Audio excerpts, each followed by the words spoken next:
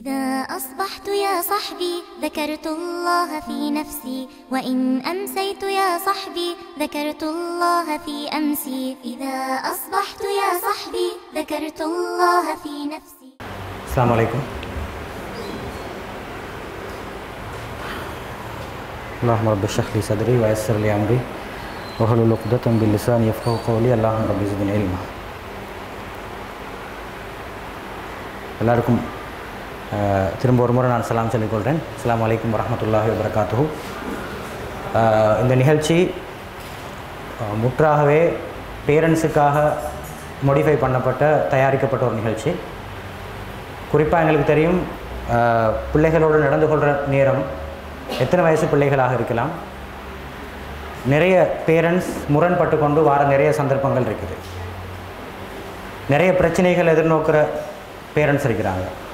அடிக்கடி நான் கிளினிக்ஸில் இருக்கிற நேரம் கூட்டி வர பேரண்ட்ஸ் இருக்கிறாங்க. நிறைய வகையான பிரச்சனைகள் இருக்குது. உங்களோட பிள்ளைகளுக்கு என்ன பிரச்சனைன்னு சொல்லி உங்கள்கிட்ட கேட்டால் நீங்கள் பட்டியல் படுத்துகிற லிஸ்ட் இருக்குது, அதை இங்கே போடையில. அது அவ்வளோ பெருசாக இருக்குது. அவ்வளோ பெரிய லிஸ்ட் போடுவீங்க. அவ்வளோ பிரச்சனைகள் சொல்லுவோம் நாங்கள் எங்களோட குழந்தைகளை பற்றி. அது உண்மையும் தான்.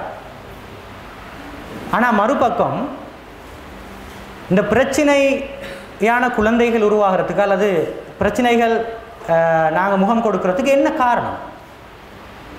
யார் காரணமாக அமைகிறோம்? விரும்பியோ விரும்பாமலோ சில நேரம். அப்படின்னு நீங்கள் உங்களை கேட்டு பார்த்துக்கொண்டா நீங்கள் திரும்ப விரலை உங்களை நோக்கியே நீட்ட வேண்டியிருக்கும். ரைட்?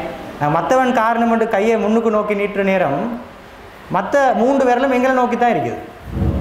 ஒரு விரல் தான் அங்கே இருக்குது. ஸோ எந்த ஒரு பிரச்சனையாக இருக்கலாம். அது பொதுவாக நாங்கள் எந்த வகையான பிரச்சனை இருக்கலாம்.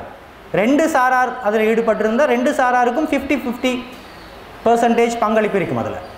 அது குழந்தை சார்ந்த பிரச்சனையாக இருக்கலாம், கணவன் மனைவி சார்ந்த பிரச்சனையாக இருக்கலாம். ஆனால் பிரச்சனையை முறையிட வார நேரம் சொல்கிறது, நான் ஒன்றும் இல்லை வாப்பா, என்னால் எந்த பிரச்சனையும் இல்லை, என் சைடில் எதுவுமே கிடையாது, எல்லாம் அங்கே தான், எல்லாம் அங்கே தான் என்று சொல்லி எப்போவுமே நாங்கள் மற்றவங்களை சுட்டி காட்டுற ஒரு பழக்கம் எங்களுக்குள்ளே இருக்குது. எல்லாத்தையும் இருக்கிற பழக்கம். நாங்கள் இங்கே பேச போகிற விஷயம், நாங்கள் எப்படி ஒரு பெற்றோராக இருந்தால், எப்படியான சில விஷயங்களை, சில கேரக்டர்ஸை நாங்கள் வளர்த்து கொண்டால் எங்களோட குழந்தைகளை எங்களுக்கு தேவையான மாதிரி நாங்கள் வளர்த்தெடுக்கலாம் என்றது தான் நாங்கள் பேச போகிற விஷயம். ரைட்? இப்போ நீங்கள் பார்க்கலாம், பொதுவாக குழந்தைகள் சம்பந்தமாக போடுற லிஸ்ட்டில் 2-3 மட்டும் நான் உதாரணத்துக்காக எடுத்துக்கொள்கிறேன். 2-3 மட்டும் உதாரணத்துக்காக எடுக்கிறேன். போன கிழமை ஒரு உம்மா பிள்ளையை கூட்டிக் கொண்டு வந்தாங்க. வந்து சொன்னது என்னென்னா, என் புள்ள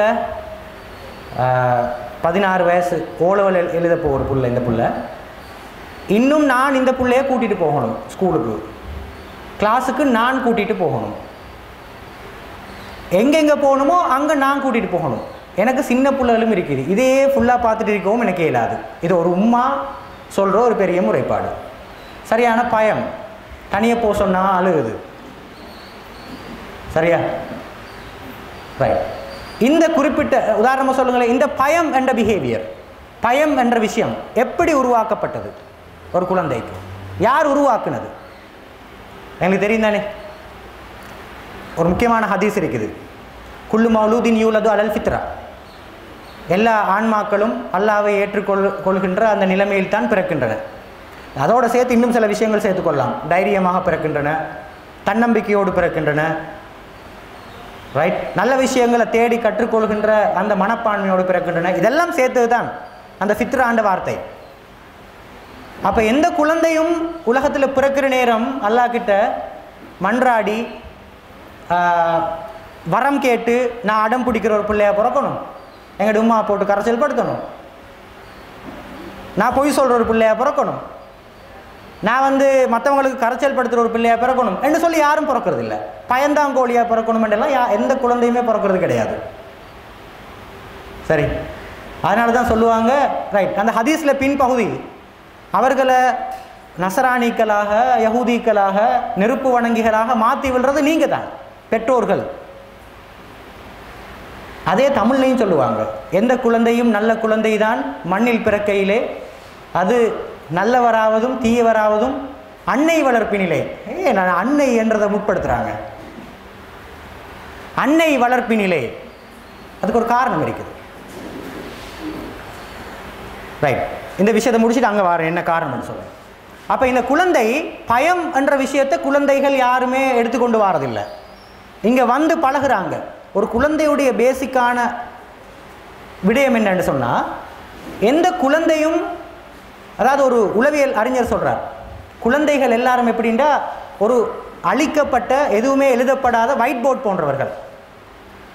விரும்பினவர்கள் விரும்பின விஷயத்தை அதில் எழுதி கொள்ளலாம். பயம் என்றதும் அதில் எழுதப்படுகின்ற ஒரு விஷயம்தான். ரைட். குழந்தைகள், இன்னொரு அறிஞர் சொல்றார், குழந்தைகள் பார்த்து கற்றுக்கொள்கிறார்கள். பார்த்து கற்றுக்கொள்கிறார்கள். என்ன விஷயத்தை பார்க்குறாங்களோ அதை படித்து கொள்கிறாங்க. அப்போ இந்த குறிப்பிட்ட பயம் என்ற நடவடிக்கை எப்போ ஆரம்பித்திருக்கலாம்? ஒன்று அந்த உம்மா பயப்படுறத அது பார்த்துருக்கலாம், அல்லது அந்த குழந்தை சின்ன வயசில் பயமுறுத்தாட்டப்பட்டிருக்கலாம். சரி, நாங்கள் இந்த 7:30 மணிக்கு சரவணன் மீனாட்சி பார்ப்போமே, 7 மணிக்கு சிந்து பைரவி ஒன்று பார்த்துட்டு இருப்போமே. அப்போ எங்களுக்கு முசுப்பு அந்த பிள்ளைய கவனிக்கிறது, வெளியில் போய்த்து வரதெல்லாம் சரியான கரைச்சல். ஏண்டா கன்சன்ட்ரேஷன் போயிடும், விடுபட்டுரும். சிலாக்கள் யூடியூப்பை திறந்து பார்த்துக்கொள்வது. யூடியூப்பை திறந்து பார்க்கலாதாக்கள் என்ன செய்கிறது? அதை கண்டினியூ பண்ணணுமே. அதை கண்டினியூ பண்ணுறதுக்கு என்ன செய்யணும்? புள்ள ஒரு இடத்துல இருக்கணும். எல்லா உமாமாவுக்கும் எப்படி புள்ள விருப்பம் தெரியுமா? உமாமார்ட்ட கேட்டு பாருங்கள், என்ன புள்ள விருப்பம். உங்கள்கிட்ட கேட்டால் சொல்லுவீங்க, போனிக்க மாதிரி இருக்கணும் ஒரு இடத்துல. அப்படியே அசையாமல், ஆடாமல், ஓடாமல், புலாமல், காயம் ஏற்படுத்தி கொள்ளாமல், கரைச்சல் படுத்தாமல், அதிகமாக கேள்வி கேட்காமல், சமத்து பிள்ளையா அப்படியே போனிக்க மாதிரி இருக்கணும். இப்படி புள்ள வளர்க்கலுமா? அந்தந்த வயசுக்கு அந்தந்த குழந்தைகள் சில வகையான தொழிற்பாடுகளை செஞ்சு தான் ஆகணும். ஒரு குழந்தை கீழே விழணும்ன்றது கண்டிப்பாக தேவையான ஒரு விஷயம். கீழே விழுந்தால்தான் அதை எப்படி திரும்ப இன்னொரு முறை கீழே விழாமல் செய்து கொள்வது என்று அந்த குழந்தை பழகும். ஒரு குழந்தை கிளாஸை கீழே போட்டு உடைக்கணும். கிளாஸை கீழே போட்டு உடைக்கணும். உடைச்சாதான் அதுக்கு ஒரு தூண்டல் வரும். எப்படி அதை மிச்சம் கவனமாக ஹேண்டில் பண்ணணும் என்று சொல்லி அந்த கிளாஸை.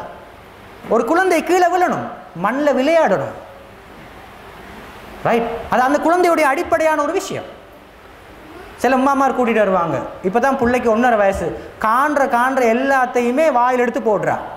புழுவாக்கேலும், பூச்சி அரிக்கையிலும், பண்டாரிக்கையிலும் எல்லாத்தையும் எடுத்து வாயில் போடுற. எல்லாரும் எதிர்நோக்குற ஒரு விஷயம் தானே இது. பிரச்சனையா? இது பிரச்சனை கிடையாது. இது பிரச்சனை கிடையாது. இது அந்த வயசுக்கு அந்த குழந்தைட்டு இருக்கிற ஒரு முக்கியமான தூண்டல். இதுக்கு நாங்கள் சொல்லுவோம் ஓரல் ஸ்டேஜ் என்று, வாய் வழி இன்ப பருவம். அந்த பருவத்தில் அந்த குழந்தை பால் குடிக்கிறதனூடாக, விரல் சூப்புவதனூடாக, காண்றதெல்லாம் எடுத்து வாயில் போடுறதனூடாக ஒரு இன்பம் அனுபவிக்கும். சரியா? ஸோ இந்த குழந்தைகள் சொல்ல வர விஷயம் பார்த்து கற்றுக்கொள்கின்றன. அப்போ இப்போ பயங்காட்டுறோம் இல்லையா? சிந்து பைரவி பார்க்கும்போது மேயாதிரி பார்க்குற நேரம் பயங்காட்டுறோம் இல்லையா? வெளியில் போவானம் பேய் வரும், வெளியில் ஓட வேணாமல் பேய் இருக்கு, கோணி பில்லாம் வருது, மீசக்காரன் இருக்கிறான், தாடிக்காரன் இருக்கிறான், அவன் வருவான், இவன் வருவான், வெள்ளவேன் வரும். ரைட். எங்களுக்கு லேசி வேலை அது. எது? பயங்காட்டி விட்டா புள்ளகள் வெளியே போகாது. பயங்காட்டி விட்டா புள்ள வெளியே போகாது. லேசி வேலை தானே. ஆனால் இதனால் பாதிக்கப்படுறது யாரு? சில குழந்தைகள் அதையும் மீறி நம்பிக்கையோடு வளர்றவங்க இருக்கிறாங்க. நான் எல்லாருக்கும் சொல்ல வரையில்லை. ஆனால் அரைவாசி வீதமான குழந்தைகள், அந்த குழந்தைகளுடைய ஆள் மனசில் நீங்கள் சொன்ன வார்த்தைகள் ஆழமாக போய்த்து பதிஞ்சிருக்கும். அவருடைய அன்கான்சியஸ் மைண்டில் அது காலமாக அதுக்கு நினைவூட்டி கொண்டே இருக்கும். ரைட். அதுக்கு ஞாபகம் வரும். வெளியில் போகாது. அந்த குழந்தை பயப்படும். இப்போ பயங்காட்டி போட்டு எல்லா நாடகமெல்லாம் முடிஞ்ச பிறகு பிள்ளைக்கு 14, 15, 16 வயசான பிறகு உம்மா கூட்டிகிட்டு வாரது என்ன? ரைட். பிள்ளைக்கு பயம் பாருங்களேன். இந்த வயசுலையும் பயம் பிள்ளைக்கு. யார் உருவாக்கினது? பயத்தை கொண்டு வந்தது யாரு? நாங்கள். வேற யாரும் கிடையாது, நாங்கள். இன்னொரு உதாரணம் சொல்கிறேனே. இன்னொரு எல்லாருக்கும் பரிச்சயமான ஒரு விஷயம் இருக்கும். இந்த கரப்பாம்பூச்சி, கரப்பத்தா, பள்ளி, எலி, ஏன் அங்கே கண்டாலே இங்கே ஓடிடுவாங்க. சரி, சின்ன பிள்ளைல கூட்டி வர இந்த பெரிய 15-16 வயசு பிள்ளைல கூட்டிகிட்டு வருவாங்க. என்னென்னா இந்த புள்ள சரியான கரப்பொத்தனுக்கு பயம், கரப்பொத்தானுக்கு மேலே வந்து உட்காந்து பயப்படத்தானே செய்வாங்க, அதில் பிரச்சனை இல்லை. ஆனால் பிள்ளைகள் எப்படின்னா தூரத்தில் பறக்கும் போதே பயப்படுவாங்க. யாரை பார்த்து பயந்தது இது? சின்ன வயசில் புள்ள பண்டு எடுத்துக்கு நசிக்கும், பெனையும், அதை போட்டு அதை கொல்லும், எல்லாம் செய்யும் இல்லையா? அதெல்லாம் செய்யும். ஆனால் உம்மா பயப்படுறத பார்க்கும். பயப்படுறதுக்கு காரணம் முக்கியமாக அந்த குழந்தை பார்த்து படிச்சிருக்குது, உம்மாவை பார்த்து படிச்சிருக்கு. ஏண்டா உம்மா எலி கீழே புலக்கொள்ளையே மேலே பாஞ்சு கதிரைக்கு மேலே உட்காந்துருவா. சரி, அப்போ ஒரு அவேர்னஸ் பிறக்கும் குழந்தைக்கு. ரைட், எனக்கு மிச்ச நெருக்கமானோரால் என் தாய்க்கு பயம் வருதா? ஓ, இது ஒரு டேஞ்சரான ஐட்டம் போல. ஸோ நாடும் அப்படி தான் நடக்கணும். அதுக்கு பிறகு அந்த குழந்தைக்கு பயம் ஆரம்பிக்கும், பயப்பட ஆரம்பிக்கும். யாரும் இயற்கையில் பயந்தவர்கள் யாருமே கிடையாது. எல்லாம் தன்னம்பிக்கை உள்ளவங்க தான், தைரியமானவங்க தான். பழக்கிறது நாங்கள். அன்னைக்கு ஒரு உம்மா வந்து சொல்கிறாங்க, 65 வயசு உம்மாக்கு, சார் என் புள்ள சரியான நப்பி. சரியா, என் புள்ள சரியான நப்பி. ஏம்மா அப்படி சொல்கிறீங்க? உங்களோட பிள்ளைக்கு ஒரு இறைச்சி பிரிசு அனுப்புகிறா இல்லையே சார், எனக்கு ஆசையாக தின்றதுக்கு ஒரு இறைச்சி பிரிசு அனுப்புகிறா இல்லையே, ஆசையாக தின்றதுக்கு வெள்ளிக்கிழமை நாளிலேயாவது. விசாரித்து பார்த்ததில் கிடைச்ச விஷயம் என்னென்னா, இந்த குழந்தை ஆரம்பத்தில் எப்படி அந்த குழந்தைக்கு அந்த குறிப்பிட்ட கேரக்டர் ஊட்டப்பட்டிருக்கு தெரியுமா? அந்த நடத்தை எப்படி ஊட்டப்பட்டிருக்கு தெரியுமா? வாப்பா பெட்டாக்கு போயிட்டு வர நேரம், இல்லாட்டி வேலைக்கு போயிட்டு வர நேரம், பிள்ளைக்கு ஈவினிங் வரக்குள்ள ஏதாவது எடுத்துகிட்டு வருவார். பிள்ளைக்கு சாக்லேட்டாக இருக்கையிலும், ஆரஞ்சாக இருக்கையிலும், ஆப்பிளாக இருக்கையிலும் ஏதாவது கொண்டு வருவார். இந்த நேரத்தில் பக்கத்து வீட்டு பிள்ளையும் வீட்டில் வந்து விளையாடிட்டு இருக்கும். பக்கத்து வீட்டு பிள்ளையும் வீட்டில் வந்து விளையாடிட்டு இருக்கும். உம்மா என்ன சொல்லுவாங்க? நான் எல்லாரையும் குறை சொல்லலை, பெரும்பான்மையாக சொல்கிறது எப்படி தெரியுமா? மகள் உள்ளுக்கு போய் தின்னுங்க, ரூமுக்குள்ளே போய் தின்னுங்க, போன பிறகு தின்னுங்க, சரியா, பிறகு தின்னுங்க சொல்கிறோமா இல்லையா? மறைமுகமாக கஞ்சத்தனத்தை வளர்க்குறோம். அப்போ அந்த பிள்ளைக்கு கல்யாணம் முடிச்சு கொடுத்து மாப்பிள்ளைகிட்ட போன பிறகு நீங்கள் ஒரு அந்நியமான மனுஷன் தான், உங்கள்கிட்ட நப்பித்தனத்தை காட்டும் அந்த பிள்ளை. ஏன்டா ஆரம்ப காலத்தில் அந்த குழந்தையுடைய வளர்ச்சியில் நாங்கள் அந்த பரோபகார எண்ணத்தை, அந்த ஈகை குணத்தை கொடுத்து பழக்கிற அந்த அந்த அந்த எண்ணத்தை நாங்கள் வளர்க்க இல்லை, அதை நாங்கள் செய்யலை. இப்போ கவலைப்படுறாங்க. 65 வயசு சும்மா வந்து கவலைப்படுது, நப்பி சார் சரியான என்ற புள்ள. ரைட், யார் உருவாக்கினது? யார் பழக்கினது? ரைட். இன்னும் சில சொல்லுவாங்க, எங்கட புள்ள சரியாக பொய் சொல்லுது, சரியான பொய், மோ உம்மண்டே எல்லாம் சொல்லுவாங்க. ரைட், சரியான பொய்யை பழக்கிறது யாரு? பிள்ளையா? இல்லை, நாங்கள் தான் பழக்கிறேன். எப்படி பழக்கிறது தெரியுமா? ஒரு உதாரணம் சொல்கிறேனே, நிறைய உதாரணம் இருக்குது. ஒரு உதாரணம் சொல்கிறேன். வாப்பா வீட்டுக்குள்ளே தான் இருப்பார், கடன்காரன் வந்து தேடுவான் வாப்பாவை. கடன்காரன் தேடினா பிள்ளைக்கு தெரியும் வாப்பா உள்ளுக்கு தான் இருக்கிறேன். மகனை கூப்பிட்டு சொல்லி அனுப்புவார், வாப்பா இல்லைன்னு சொல்லுங்க, வாப்பா கடைக்கு போயிட்டேன்னு சொல்லுங்க, வாப்பா எங்கேயோ போய்த்தன்னு சொல்லுங்க. ரைட், பிள்ளைக்கு நாங்கள் பழக்கிறோம். கடன்காரன் சொல்லிட்டு போவான், வாப்பா போக்கல வாப்பாட தலையையும் செருப்பையும் எடுத்துகிட்டு போக சொல்லுங்க. சரியா? அப்போ நாங்கள் பழக்கிறோம். அப்போ குறிப்பாக நாங்கள் சொல்கிற விஷயம், பெற்றோருக்கு நாங்கள் சொல்ல விரும்புகிற விஷயம், நீங்கள் தான் குழந்தையுடைய ரோல் மாடல்ஸ், நீங்கள் தான் குழந்தையுடைய முன்மாதிரிகள். ஹீரோஸ் அண்ட் ஹீரோயின்ஸ் நீங்கள் தான், வேறு யாரும் கிடையாது. ஹீரோயின்ஸ் நீங்கள் தான், உங்களை பார்த்து தான் பழகுறாங்க. இப்போ ஆனால் உம்மா மாற என்ன தெரியுமா வந்து சொல்கிறது? நாங்கள் எப்படி இருந்தாலும் பரவாயில்ல, ஆனால் எங்கட புள்ள நல்லா இருக்கணும், நல்ல எண்ணம் தான். ஆனால் யார் ரோல் மாடல்?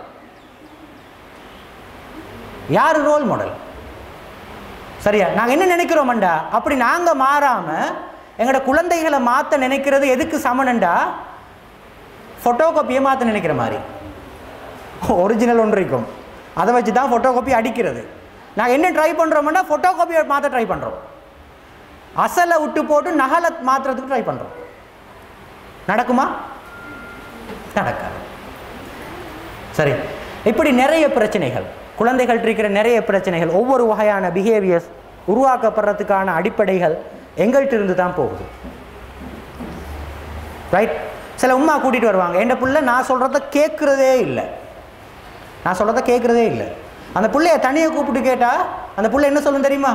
எப்பயாவது எங்கள் உம்மா நான் சொல்கிறத கேட்டுக்கிறான்னு கேளுங்க. நீங்கள் எப்பயாவது எங்கள் உம்மா நான் சொல்கிறத காது கொடுத்து கேட்குறான்னு சார் நீங்கள் கேட்டு பாருங்க. நான் சொல்கிறத கேட்காதவங்களுக்கு நான் என்னத்துக்கு அவங்க சொல்கிறத நான் கேட்கணும். எல்லா பிள்ளைக்கும் செல்ஃப் ரெஸ்பெக்ட்ன்ற ஒரு விஷயம் இருக்குது. குறிப்பாக நீங்கள் வேலை செய்கிற 13, 14, 15, 16 வயசு குழந்தைகளுக்கு இருக்கிற முக்கியமான பிரச்சனை அதுதான். நீங்கள் அவங்க சொல்கிற விஷயத்தை காது கொடுத்து கேட்காட்டி அந்த குழந்தைகள் 2 வகையாக பிஹேவ் பண்ணும், நடந்து கொள்ளும். முதலாவது விஷயம் நீங்கள் சொல்கிறத கேட்காது. 2வது விஷயம் கேட்குற ஒரு ஆளை நோக்கி அதோடைய கவனம் நகரும். அதுதான் காதல். சரி, நீங்கள் குழந்தைகள் சொல்கிறத கேட்காட்டி 2 விஷயம் நடக்கும். ஒன்று, நீங்கள் சொல்கிறத குழந்தைகள் கேட்க மாட்டாங்க. 2வது, கேட்குற ஒரு ஆளை நோக்கி அதோடைய கவனம் நகரும். அப்போ தான் காதல் உருவாகும். சரியா? ஸோ இது முக்கியமான விஷயங்கள். இப்படி குழந்தைகளுடைய பிரச்சனைகள், அதாவது குழந்தைகளுடைய இந்த பிரச்சனைகள் பேரன் சொல்கிறதுக்கு நிறைய காரணங்கள் இருக்குது. அந்த காரணங்களுக்கு அரைவாசி பொறுப்பு அல்லது முக்காவாசி பொறுப்பு நாங்களே எடுத்துக்கொள்ள வேண்டியிருக்கும். ஏன்னா அதுக்கு மறைமுகமாக ஊக்குவிப்பாக இருந்தவங்க நாங்கள் தான். நிறைய விஷயங்கள், நிறைய பிரச்சனை, நீங்கள் சொல்கிற எல்லா பிரச்சனையும் அப்படியே லிஸ்ட் அவுட் பண்ணி சொல்லிக்கொண்டே போகலாம். சரி, அன்றைக்கி ஒரு பிள்ளையை கூட்டிகிட்டு வந்தாங்க. அந்த பிள்ளைக்கு 9 வயசு.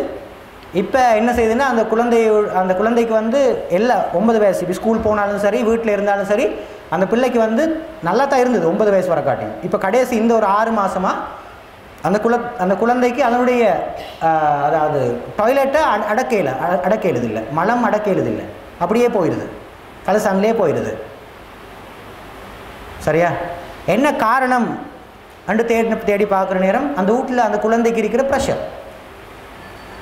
மன அழுத்தம், தாயின் மூலமாக கொடுக்கப்படுற அந்த அழுத்தம், அதை தாங்கில இல்லாது. என்னென்னா 4ஆம் ஆண்டுன்றது ஒரு குழந்தை அடுத்த வருஷம் ஸ்காலர்ஷிப் எழுத போகிறது. இப்போ வந்து பிள்ளைகள் ஸ்காலர்ஷிப் எழுதுற இல்லையே, உம்மாமார் தான் எழுதுகிற ஸ்காலர்ஷிப். சரியா? உம்மாமாருக்கு தான் ஸ்காலர்ஷிப், பிள்ளைகள் எழுதுகிற இல்லை. கடைசி ஸ்காலர்ஷிப்புக்கு அதுக்கு முதல் நாள் ஒரு டீச்சர் ஒன்று சந்தித்தேன். முகமெல்லாம் வெளியே போயிட்டு இருந்துச்சு. டீச்சர், உங்களுக்கு ஏதாவது இந்த அயன் குறைபாடு இருக்குது, ஏதாவது விட்டமின் டி குறைபாடான்னு கேட்டேன். எனக்கு டீச்சர் தெரிஞ்ச டீச்சர் ஒன்று தான். அவர் சொன்னால் இல்லை அப்படிலாம் ஒன்றும் இல்லை, கொஞ்சம் டென்ஷன் ஆகிருக்கு, நாளைக்கு எக்ஸாம் இருக்குது தானே. நீங்கள் அந்த டீச்சர் நீங்கள் டென்ஷன் ஆகிறீங்க. போன வருஷம் ஸ்காலர்ஷிப் ரிசல்ட்ஸ் அவுட் ஆன பிறகு ஸ்காலர்ஷிப்பில் பாஸ் பண்ணலை என்று சொல்லி பிள்ளைய நாயிட கூட்டில் போட்ட சம்பவமெல்லாம் நடந்தது, சூடு வச்ச சம்பவமெல்லாம் நடந்தது. நான் உன்னோட இறக்கம் இல்லை, நீ ஒழுங்காக பாஸ் பண்ணலை, நீ என் பிள்ளையே இல்லைன்னு சொன்ன வார்த்தைகள்லாம் நடந்தது. எங்களுக்கு ஈஸி சொல்கிறது, ஆனால் அந்த குழந்தையோடைய மனசு எந்தளவு தூரம் பாதிக்கப்படும். அன்றைக்கி ஒரு அம்மா சொல்லிட்டாங்க, நீ எல்லாம் இப்படி தான் இந்த வயசில் புறவு எங்களை கணக்கும் எடுக்க மாட்டாய், பக்கத்தில் வந்து உட்காரவும் மாட்டாய், விளையாட்டாக சொன்னாங்க. அந்த குழந்தை சூசைட் அட்டம் ட்ரை பண்ணியிருக்குது. ஏன்னா எங்கள் உம்மா என்னை நம்புகிறாங்க இல்லை, என் உம்மா என்னை நம்புகிறாங்க இல்லை, நான் என்னத்துக்கு இருக்கணும்? ஒரு குழந்தையுடைய மனசு அது. ஒவ்வொரு வார்த்தைகளும் மிக முக்கியமானது. இஸ்லாம் கூட வார்த்தைக்கு மிக முக்கியத்துவம் கொடுத்துருக்கு. ஏனென்றா ஒரு ஆளுடைய வார்த்தைகளால் ஒரு ஆளை வளர்க்கவும் மேலும் ஒரு ஆளை அழிக்கவும் மேலும். அதிலும் குறிப்பாக தாயினுடைய வார்த்தைகள். அது ஏன் தாயினுடைய வார்த்தைன்னு சொல்கிறேன் தெரியுமா? இஸ்லாம் முதல் 3 இடங்களையும் கொடுத்தது தாய்க்குத்தான். ரசூலுல்லாஹ்ட்ட வந்து கேட்டாங்க, யார் எனக்கு மிச்சம் நெருக்கமானவர்? உன்னுடைய தாய். 2வது உன்னுடைய தாய். 3வது உன்னுடைய தாய். அதுக்கப்புறம் தான் தகப்பன். அந்தளவு தூரம் இம்பார்ட்டன்ஸை கொடுத்திருக்கிறது. உங்களுடைய வார்த்தைகள் மிக கவனமாக இருக்கணும். ஏண்டா பொதுவாகவே பொம்பளைகளுக்கு நிறைய வார்த்தைகள் வாரது வாயில். அது தெரியுமா? அதுக்கு ஒரு சயின்டிஃபிக் ரீசன் இருக்குது. என்ன ரீசன்டா, இந்த மூளை இருக்குது தானே, மூளையில் வந்து ஒவ்வொரு ஆக்களோட மூளையும் லாங்குவேஜ் பார்ட், மொழி மையம் என்ற ஒரு ஏரியா ஒன்று இருக்குது. சரி, இந்த மொழி மையம், ஆண்களுடைய மொழி மையம் சரியான சின்னது, ரைட்? பெண்களுடைய மொழி மையம் பெருசு. அதனால தான் கூட பேசுறது அவங்க. ஆண்கள் கூட குறைய பேசுறது. ஒரு பெண்ணை பொறுத்த வரையில் ஒரு நாளைக்கு சாதாரணமாக உளவியலாளர்களோட கருத்துப்படி ஒரு நாளைக்கு ஆக குறைஞ்சது 4500 வேர்ட்ஸ் பேசியே ஆகணும். அதனால தான் மாப்பிள்ளம் வரும் வரைக்கும் வாசலில் காத்திருக்கிறது, ஈக்கிறதெல்லாம் கொட்டி முடிக்கிறதுக்கு.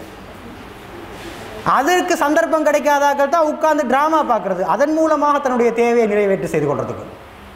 ஆண்களுக்கு 1500 வேர்ட்ஸ் பேசினா போதும், அதுக்கு மேலே பேச தேவையில்லை. இப்போ உங்களுக்கு தெரியுமே, நீங்கள் நான் ஓவராக தான் பேசுகிறேன். என்ன காரணம்? இதுதான் காரணம்.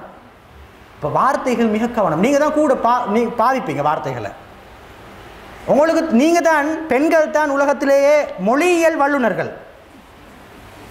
மொழியியல் வல்லுநர்கள் உலகத்தில் செக் பண்ணி பாருங்கள், பெண்கள் தான். ஏண்டா எந்த இடத்துல எப்படி அடிக்கணும், எந்த வார்த்தையை யூஸ் பண்ணணும், எப்படி கிண்டி போடணும், எப்படி நோண்டி அடிக்கணும், எப்படி எல்லாம் தெரியும். பக்கா ரைட், எக்ஸ்பர்ட். மொழியை பாவிக்கிறதுல எக்ஸ்பர்ட் ஆனவங்க. மிக கவனமாக பாவிக்க வேண்டும் வார்த்தைகளை. குழந்தைகள்கிட்ட பாவிக்கிற நேரம் குறிப்பாக ஒரு சின்ன வார்த்தை ஒரு குழந்தைய மனதளவில் பாதிச்சிடும். சரி, ஒரு சின்ன வார்த்தை ஒரு குழந்தைய மனசில் பாதிச்சிடும்.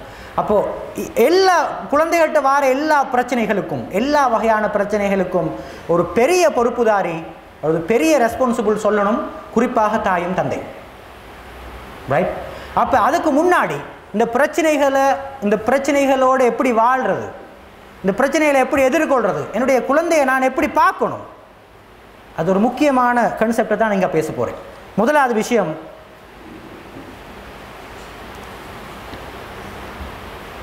நாங்கள் எங்களுடைய மனசில் எல்லாட்டையும் இருக்க வேண்டிய ஒரு முக்கியமான விஷயம் என்னென்னா, பேரண்டிங், பெற்றோரியம், தாய்மை, தந்தைமை என்றது இருக்குதானே, இது அல்லாஹ் தந்த கிஃப்ட். இந்த உணர்வு ஒவ்வொரு தாய்க்கும் தந்தைக்கும் இருக்கணும். இது சும்மா ஒரு விஷயம் கிடையாது, இது அல்லாஹ் தந்த கிஃப்ட். அல்லாஹ் தொழுகையை கிஃப்டாக தந்த மாதிரி, ஒவ்வொரு விஷயங்களையும் அல்லாஹ் கிஃப்டாக தந்திருக்கிற மாதிரி, எங்களோட உடல் உறுப்புக்களை சரியாக கிஃப்டாக தந்திருக்கிற மாதிரி, குழந்தைகள் எங்களுக்கு தந்திருக்கிற கிஃப்ட் என்ற மன உணர்வு எங்களோட ஒவ்வொரு பெற்றாருக்கும் இருக்கும். மிக முக்கியமான விஷயம். உதாரணமாக நீங்கள் ஓ லெவல், ஏ லெவல் படிச்சுக்கிற நேரம் யாராவது கிஃப்ட் ஒன்று தருவாங்க, ரைட்? ஆசையாக எடுத்து எவ்வளோ பத்திரப்படுத்தி வைப்பீங்க, அல்மாரிக்குள்ளே வச்சு, அதை தேவையான டைம் தொடச்சி, அதுக்கு தேவையான பெயிண்ட் அடித்து, எவ்வளோ அழகாக வச்சுருப்போம் அதை, ரைட்? அப்போ முக்கியமான விஷயம், அந்த உணர்வு எங்களுக்கு இருக்கணும். ஒரு இலங்கையில் செய்யப்பட்ட ஒரு ஆய்வு என்ன சொல்லுதுன்னா, இலங்கையில் பிறக்கிற குழந்தைகளில் கிட்டத்தட்ட 63% குழந்தைகள் எப்படி அன்பிளான்ட் பேபிஸ், திட்டமிடாமல் பிறக்கிற குழந்தைகள்.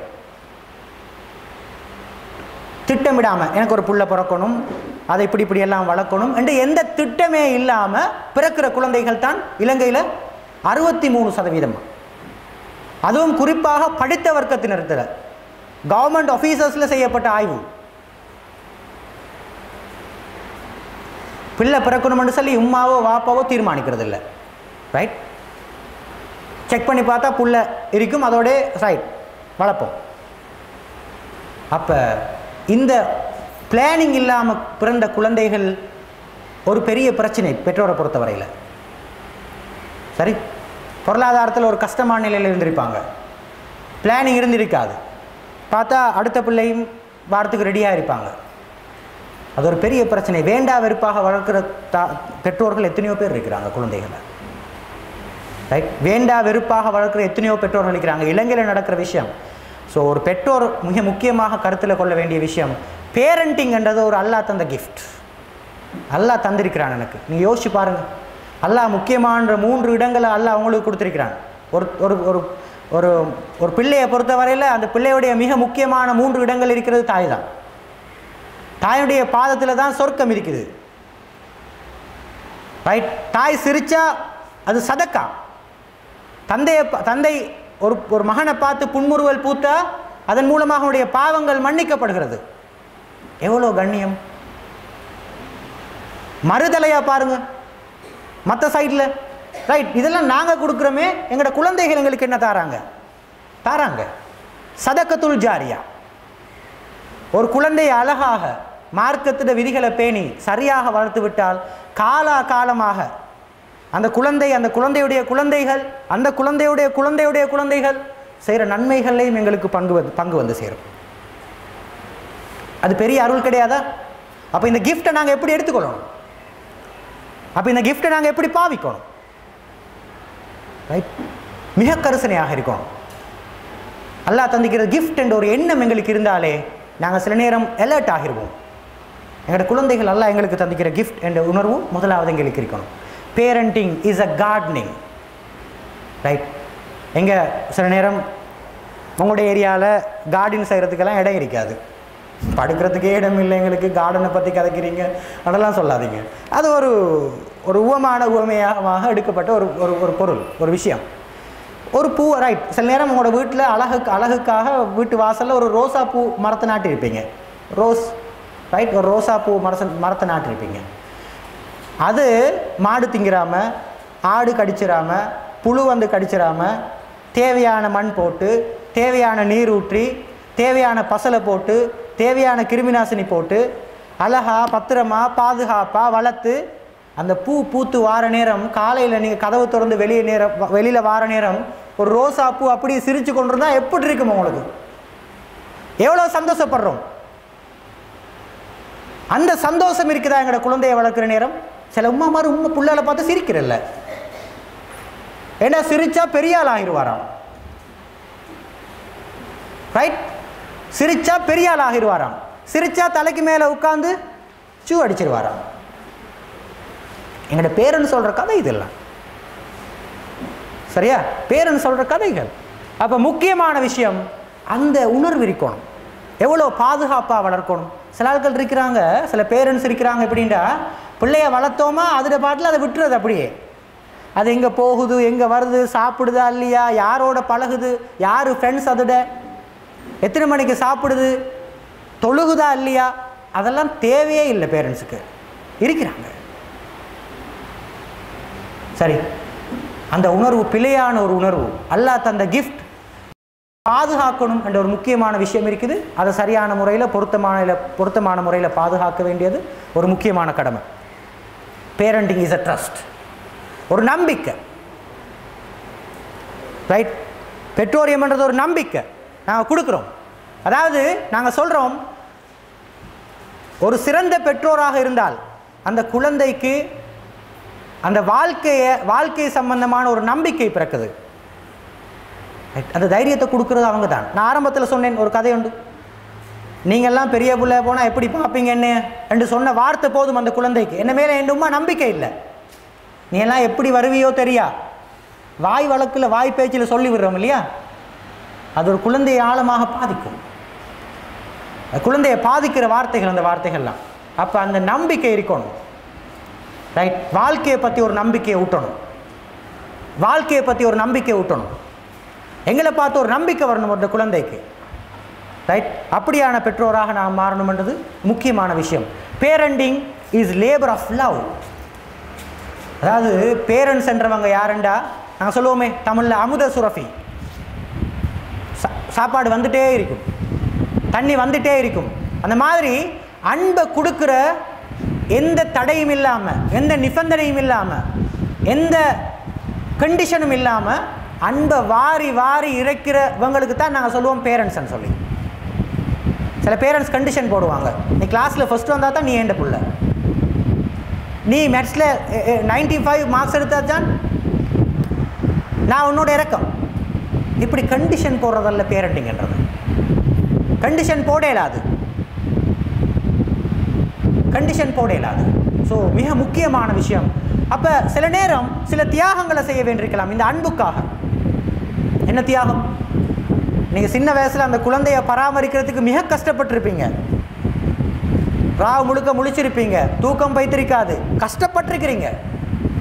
ஆனால் காலம் பூராகவும் அது உங்களுடைய குழந்தை தான். அதை வளர்க்குற நேரம், அதுக்கு ஹெல்ப் பண்ண போகிற நேரம், நாங்கள் சில நேரம் சில விஷயங்களை பொறுமையாக கையாள வேண்டியிருக்கும். சில தூக்கம் இல்லாமல் போகலாம், சில நேரம் எங்களோட கெரியரை விடலாம்.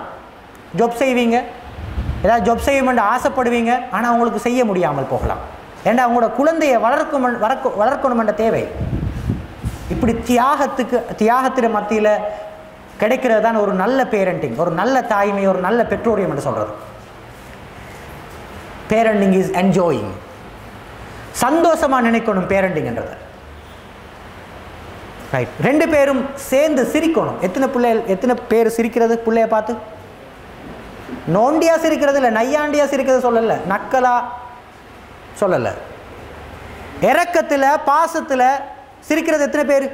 சிரிக்கிறதுக்கு பயம். சரியா?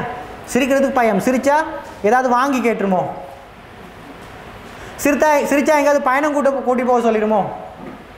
சிரிக்கிறது இல்லை, சிரிக்கணும் ஒரு மனுஷன். ரசூலுல்லாஹ் ஒரு ஹதீஸை சொன்னாங்க, தபஸ்ஸுமுக ஃபீ வஜ்ஹி அஹீக சதகா. நீங்கள் உங்களோட சகோதரனுடைய முகத்தை பார்த்து புன்முறுவல் பூக்கிறது உங்களுக்கு ஒரு தர்மம், சதகா. அப்போ எங்களோட பிள்ளையை பார்த்து சிரிக்கிறது, தமிழில் சொல்லுவாங்க இல்லையா, வாய் விட்டு சிரித்தால் நோய் விட்டு போகும், சிரிப்பே மருந்து. சிரிப்பு ஒரு அருமருந்து, ஒரு நல்ல எனர்ஜி. ஏன் சிரிக்கிறதுக்கு அல்லாஹ் நன்மை என்ற விஷயத்தை எழுதி வச்சுக்கிறான்? ஏன் சதக்கான்னு சொன்னாங்க? நாங்கள் சிரிக்கிறதன் மூலமாக ஒரு நல்ல உணர்வை ஏற்படுத்துகிறோம் மற்றவர்களிடத்தில். நீங்கள் சிரிக்காமல் இருந்து பாருங்கள், உங்களுக்கு சோம்பரையாக இருக்கும், ட்ரௌசினஸாக இருக்கும், தூங்கணும் போல இருக்கும், காய்ச்சல் குணகமாக இருக்கும். சிரிச்சு பாருங்க, உங்களுக்கு ஒரு எனர்ஜி வரும். உங்களுக்குள்ள ஒரு எனர்ஜி வரும், ஒரு சக்தி வரும் உங்களுக்குள்ள. சரி, உங்களுக்குள்ள ஒரு சக்தி வரும். அதை மற்றவங்களுக்கு கொடுக்கறதுனால தான் அதான் இஸ்லாம் சதக்கா என்ற நிலைமையில் பார்க்குது. அப்போ சிரிக்கணும். சிங்கிங் சாங், சின்ன பிள்ளைகளாக இருந்தால் அதுக்கு பாட்டு படித்து கொடுக்கணும், பாட்டு சொல்லி கொடுக்கணும். உம்மாமார் என்ன தெரியுமா சொல்கிற, அம்மா எனக்கு அதெல்லாம் செய்யலை, போய் தான் தாத்தரை கேளு, பக்கத்து விட்டு மாமியை பற்றி கேட்டுட்டு வா, அந்த பெரியம்மாட மாவட்டத்தை பற்றி கேட்டுட்டு வா. உம்மா நீங்கள், அவங்கள் அல்ல. உங்கள்கிட்ட எதிர்பார்க்குது அந்த குழந்தைகள். நீங்கள் செய்யணும். அப்போ என்ன செய்யறதுண்டா, அந்த வேலையே செய்கிறதில்ல, இன்னொரு ஆளை சாட்டி விடுறது. ரைட், வேறு யார்ட்டையும் அனுப்புறது. ஏன்னா நாங்கள் நிம்மதியாக இருக்கணும்னு சொல்லி. ரைட், பிளேயிங் டுகெதர், ஒன்றா சேர்ந்து விளையாடணும். அந்த குழந்தைகளோட ஒன்றா சேர்ந்து விளையாடணும். அதுக்கு நேரம் இருக்குதா எங்களுக்கு? எங்களுக்கு இந்த தெய்வமால் பார்க்குறதுக்கே நேரம் இல்லை. பிள்ளையோட விளையாடுறதா எங்களுக்கு இந்த அதை பார்க்குறதுக்கே நேரம் இல்லைன்னு சொல்லுவாங்க. பிள்ளையோட விளையாடணும் சேர்ந்து. ரைட், பிள்ளையோட சேர்ந்து விளையாடணும். அது ஒரு முக்கியமான விஷயம். அந்த வாழ்க்கையில் அந்த விஷயங்கள் அந்த சின்ன குழந்தைக்கு காலப்போக்கில் அது பெருசாகின நேரம் அது ஞாபகம் வரும் அந்த குழந்தைக்கு. என் உம்மா என்னோட இப்படி சேர்ந்து விளையாடினாங்க, எனக்கு பாட்டு படித்து தந்தாங்க, என்னை கூட்டிகிட்டு ஓடினாங்க. ரைட், அந்த உணர்வு வரும். ரசூலுல்லாஹ் எப்படி நடந்து கொண்டிருக்கிறாங்க சின்ன குழந்தைகளோட? ரசூலுல்லாஹ் வீட்டில் இருந்து வெளியே போனால் 10 விரல்கள்லையும் 10 குழந்தைகள் தொங்குவாங்களாம். ரசூலுல்லாஹ்வோட கை விரல்களில் 10 பேரும் 10 சைடுக்கு இழுப்பாங்களாம். ரசூலுல்லாஹ் அங்கே இங்கே 2 பேர்த்து ஒரு இடத்துல பேர்த்து உட்காருவாங்களாம். ரைட், ரசூலுல்லாஹ் நடந்து கொண்ட முறை எங்களுக்கு பொறுமை இல்லை. ஒரு முறை சொல்லி பார்ப்போம் சீதேவிண்டு, அடுத்த முறை பேரை சொல்லுவோம், அதுக்கு பிறகு வாரது வேறு மாதிரி வரும், வேறு டிசைனில் வரும். ரைட், காலையில் பிள்ளைகளை எப்படி எழுப்புறோம் நாங்கள் ஸ்கூல் போகிறதுக்கு? ஒரு முறை மகன் தங்கக்குட்டி செல்லம்னு எழுப்புவோம். 2வது முறை பேர் அர்ஷத் எழுப்புங்க, எத்தனை முறை கூப்பிடுறோம் உங்களை? 3வது முறை அடே மூதேவி எழுப்பு. அதைத்தான் எழுப்பி ஸ்கூலுக்கு அனுப்புறது மூதேவியை. அதைத்தான் சமாளிக்கணும் ஸ்கூலில் இருக்கிற டீச்சர்ஸ் மாதிரி. எவ்வளோ பாவம். சரி, ஆனால் ரசூலுல்லாஹ் குழந்தைகளோட அப்படி நடந்து கொள்ளல. ரசூலுல்லாஹ் அவங்களோட பேர குழந்தைகளை மடியில் வச்சு கொஞ்சிட்டு இருக்கிற நேரம், முத்தமுற நேரம் ஒரு சஹாபி கேட்குறார், நீங்கள் பிள்ளைகளெல்லாம் மோந்து கொள்வீங்களா? எனக்கு 10 குழந்தைகள் இருக்கிறாங்க, நான் யாரையுமே மோந்தது கிடையாது. ரசூலுல்லாஹ் சொன்னாங்க அந்த நேரம், யார் இரக்கம் காட்டவில்லையோ அவர் இரக்கம் காட்டப்பட மாட்டார். யார் இரக்கம் காட்டலையோ அவர் இரக்கம் காட்டப்பட மாட்டார். இரக்கமாக இருக்கணும். சரி, அந்த உணர்வு வரணும், சந்தோஷமாக இருக்கணும். உங்களை விட்டு போகாது குழந்தைகள், தூரமாக போகாது. உங்களை காலத்தில் உங்களுக்கு இயலாத சந்தர்ப்பத்தில் உங்களை கையோட வச்சு அது பாதுகாக்கும். ரைட், நாங்கள் தான் குழந்தைகளை தூரமாக்குறோம். அங்கே போய் திரி, கிடாமாட்டு வயசாகுது உனக்கு இன்னும் இங்கனையா, போய் தனியாக தூங்கு, போய் அங்கே போய் உட்காரு, விரட்டுறோமா இல்லையா? அந்த பிள்ளைக்கு வேற ஒரு தொடர்பு வந்த பிறகு இப்போ கூட்டிகிட்டு வர, வேறு தொடர்பு கொண்டு வந்த பிறகு கூட்டிகிட்டு வரது. இப்போ சரி பாருங்களேன் எப்படி சார் கழி உடையலவா மண்டே எப்படி சரி குழப்பி விடையலாவா, என்னமாலும் செய்யலாவா, ரைட்? அப்போ பேரண்டிங் இஸ் என்ஜாயிங். அந்த குழந்தைகளோட சேர்த்து நாங்கள் எவ்வளோ சந்தோஷப்படுறோம். அவங்க தான் எங்களோட எதிர்காலம், இந்த நாட்டுடைய எதிர்காலம், ரைட்? இந்த முழு முஸ்லீம் சமூகத்தினுடையும் எதிர்காலம் அவங்க தான். ஸோ எந்தளவு தூரம் நாங்கள் இதில் கரிசனையாக இருக்கிறோம், எவ்வளோ தூரம் அவங்களோட டைம் ஸ்பெண்ட் பண்ணுறோம் யோசிச்சு பாருங்கள். அவங்களோட டைம் ஸ்பெண்ட் பண்ணுறதுக்கு நேரம் இருக்குதா? ஃபஸ்ட்டுக்கு அதாவது கிரேட் 1, 2, 3, கிரேட் 1 மேக்ஸிமம், அதாவது நர்சரி ஸ்கூல் கிரேட் 1, கிரேட் 2ல் மேக்ஸிமம் பிள்ளை இன்றைக்கி என்ன படித்த, டீச்சர் என்ன சொல்லி தந்த, சொல்லி காட்டுங்க பார்ப்போம், இது இருக்கும். அந்த பாலம் போக போக ஒரு வருஷமாக கூட கூட அவ்வளோதான், சுத்தம் சுத்தம் ஒன்றும் இல்லை, ஒன்றும் கேட்குறேன் இல்லை. அது திருப்பி ஸ்காலர்ஷிப் ஸ்டூடெண்ட் பிடிக்கும் தானே, ஸ்காலர்ஷிப் ஸ்டூடெண்ட் பிடிக்கிறதெல்லாம் மரா கேட்குறது. அது ஒரு 6ஆம் ஆண்டு ஆகினோடனே அவ்வளோதான் அம்போல், ரைட்? இப்படி குழந்தைகள் இப்படித்தான் எங்களால் கவனிக்கப்படுறாங்க. ஸோ நாங்கள் எப்படி எதிர்பார்க்குறது, நாங்கள் எப்படி எதிர்பார்க்குறது, அது ஒரு முக்கியமான விஷயம். ஒரு இஸ்லாமிய அறிஞர்கிட்ட கேட்டாங்க ஒரு கேள்வி. என்ன கேள்வின்னா, ஏன் அந்த காலத்தில் மாதிரி இமாம் ஷாஃபி, இமாம் அபு ஹனீஃபா, இமாம் ஹம்பலி என்று சொல்லி பெரிய பெரிய இமாம்கள் எல்லாம் இருந்திருக்கிறாங்க, இமாம் நவவி, ஏன் இப்போ இன்னும் அந்த காலத்துலமா இப்போ இமாம்கள் எல்லாம் உருவாகிறது இல்லை, ஏன் உருவாகிறது இல்லை என்ற ஒரு கேள்வி கேட்டாங்க. அது கேள்வி கேட்குறதுக்கு ஒரு பக்குவம் வேணும், எங்களுக்கு அந்த கேள்வி வந்தே இருக்காது, சரியா? அப்படி ஒரு கேள்வி கேட்டாங்க. அந்த அறிஞர் ஒரு அழகான பதிலை சொன்னார். இமாம் ஷாஃபியோட உம்மா எப்படி ஆனாலும் தெரியுமா உங்களுக்கு? இமாம் ஷாஃபியோட உம்மா ஒரு ஹாஃபிஸா, குர்ஆனை மனனம் செய்த ஒரு பெண். அவங்களுக்கு எத்தனையோ ஹதீஸ் பாடமாக இருந்தது. இமாம் ஷாஃபியோட உம்மா தன்னுடைய குழந்தைக்கு பால் கொடுக்குற நேரம் 2 ரக்காத் சுன்னத் தொழுது, ஒழு செஞ்சு 2 ரக்காத் சுன்னத் தொழுது பிஸ்மில்லா சொல்லி கொடுப்பாங்க, துவா செய்வாங்க. எங்கள் உம்மாமார் அப்படியே பால் கொடுக்குற, ரைட்? எங்கள் உம்மாமார் அப்படியே பால் கொடுக்குற. அங்கே ட்ராமா ஓடிட்டுக்கும் இங்கே பிள்ளைக்கு பால் கொடுப்படும், புள்ள பாலை குடிக்குதா இல்லையான்னு கூட தெரியாது, சரியா? இல்லாட்டி வேறு யாராவது வந்து கழுவிட்டு இருப்பாங்க, இங்கே ரின்னெல்லாம் போட்டு கழுவிட்டு இருப்பாங்க, ரைட்? பிள்ளையுடைய கரிசனை கிடையாது. அப்போ எப்படி அவர் கேட்குறார், அப்போ எப்படி இமாம் ஷாஃபி உருவாகுவாங்க, எப்படி அந்த அந்த விஷயம் வரும் அந்த குழந்தைக்கு? சந்தேகம். நாங்கள் இஸ்லாத்தினுடைய எதிரி நாடுன்னு சொல்லுவோம் இல்லையா, இஸ்லாத்துக்கு எதிரானவங்கன்னு சொல்லி, இஸ்ரேல், அவங்கள்ட்ட இருந்து சில பாடங்கள் இருக்குது எங்களுக்கு படித்து கொள்றதுக்கு. அவங்கள்ட்ட இருந்து எங்களுக்கு சில பாடம் இருக்குது படித்து கொள்றதுக்கு. என்ன பாடம்? இஸ்ரேல் நாட்டில் ஒரு சட்டம் இருக்குது, ரைட்? ஒரு தாய் கருவுற்றா அந்த தாயோட அந்த ஹஸ்பண்ட் பிரச்சனைப்படக்கூடாது, சரி? ஒரு தாய் கருவுற்றால் அந்த தாயோட அந்த ஹஸ்பண்டோ உம்மாவோ வாப்போ யாரும் பிரச்சனைப்படக்கூடாது. அந்த குழந்தை, அந்த தாய் ஒரு அமைதியான சூழலில் இருக்கணும், யாரும் பிரச்சனைகளை பற்றி பேசக்கூடாது, நல்ல விஷயங்களை பற்றி தான் பேசணும். அந்த தாய் 10 மாதங்கள் தன்னுடைய குழந்தைய வயிற்றில் சுமந்துட்டு இருக்குது. அதே நேரம் அது படிக்கிறதுக்குன்னு ஒரு சிலபஸ் இருக்குது, 10 மாதமும் படிக்கிறதுக்கு ஒரு சிலபஸ் இருக்குது. நிறைய மெட்ஸ், நிறைய ஐக்யூ, நிறைய கிரியேட்டிவ் சம்பந்தமாக யோசித்து கிரகிச்சு செய்ய வேண்டிய ஒரு சிலபஸ் இருக்குது, இஸ்ரேல் இருக்குது, ரைட்? ஏண்டா உங்களுக்கு தெரியும், குர்ஆனில் கூட வருது, ஒரு குழந்தையுடைய முதலாவது கேட்கிற உறுப்பு காது. தானுடைய வயிற்றில் 3வது மாதத்திலிருந்து அது குழந்தையுடைய காது கேட்க ஆரம்பிக்கும். அப்போ அந்த குழந்தையுடைய காது அன்றிலிருந்து கேட்க ஆரம்பிக்கிறதுண்டா என்ன அர்த்தம் என்றா, அந்த குழந்தை கற்றுக்கொள்ள ஆரம்பிக்கிறது, படிக்க ஆரம்பிக்கிறது,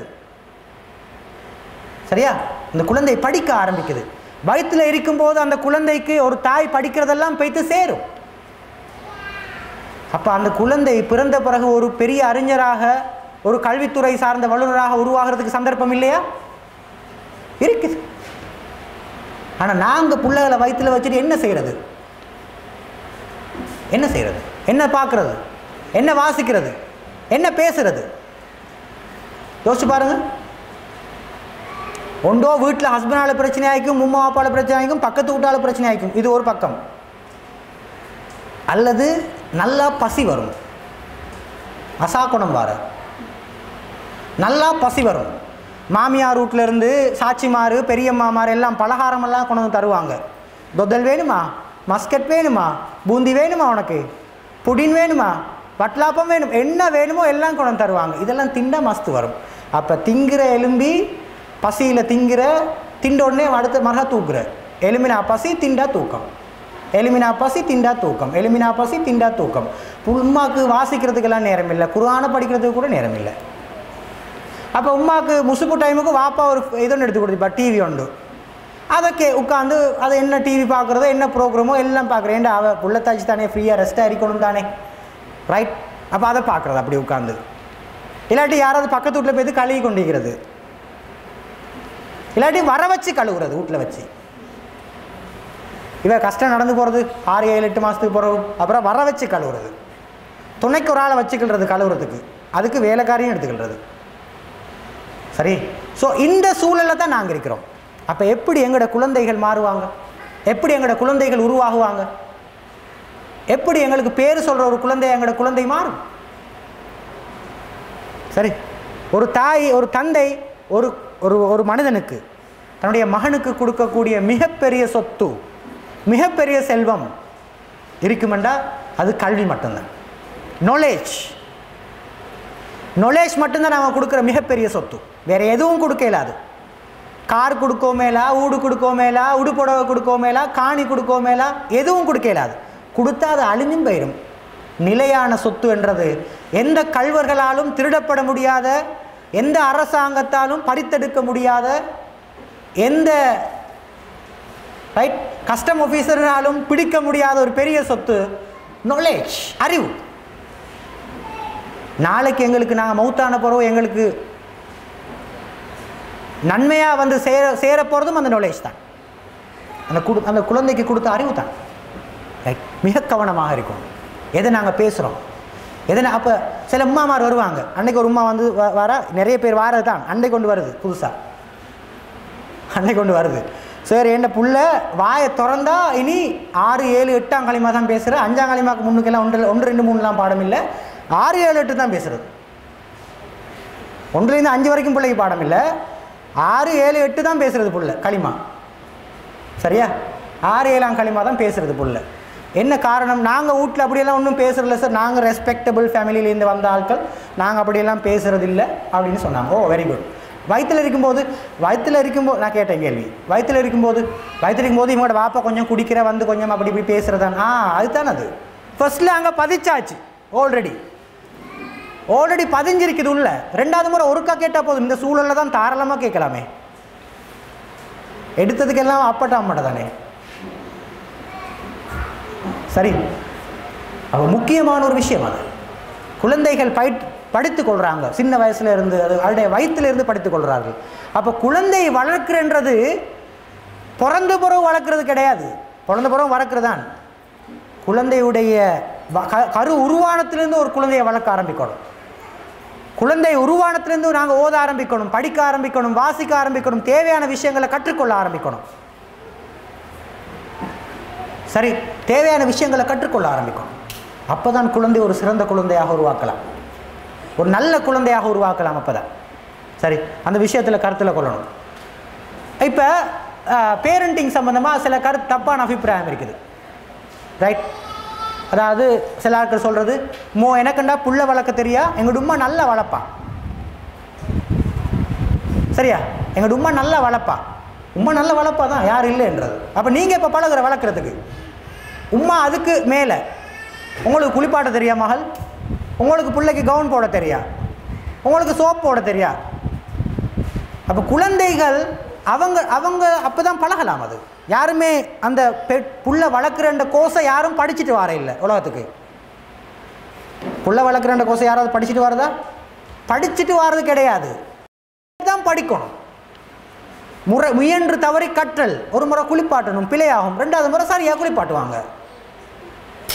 சரி, அப்போ எங்கட ஆக்கள்கிட்ட ஒரு எண்ணம் இருக்குது, என்னண்டா பிள்ளைய பெற்று உம்மா வீட்டுக்கு அனுப்பிடுறது.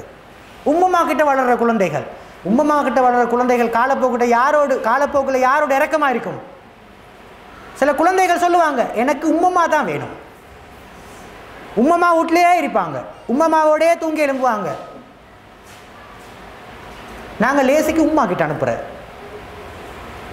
சரியா, லேசிக்கு உம்மா கிட்ட அனுப்புகிறார். பிள்ளைகளுக்கு கஷ்டம், எங்களோட உம்மா நல்லா வளர்ப்பாங்க. ஆனால் உங்களுக்கும் உங்களோட குழந்தைக்கும் இடையில் இருக்கிற அட்டாச்மெண்ட், நெருக்கம், பிணக்கம் என்றது, அதாவது இணக்கம் என்றது இல்லாமல் போகுது.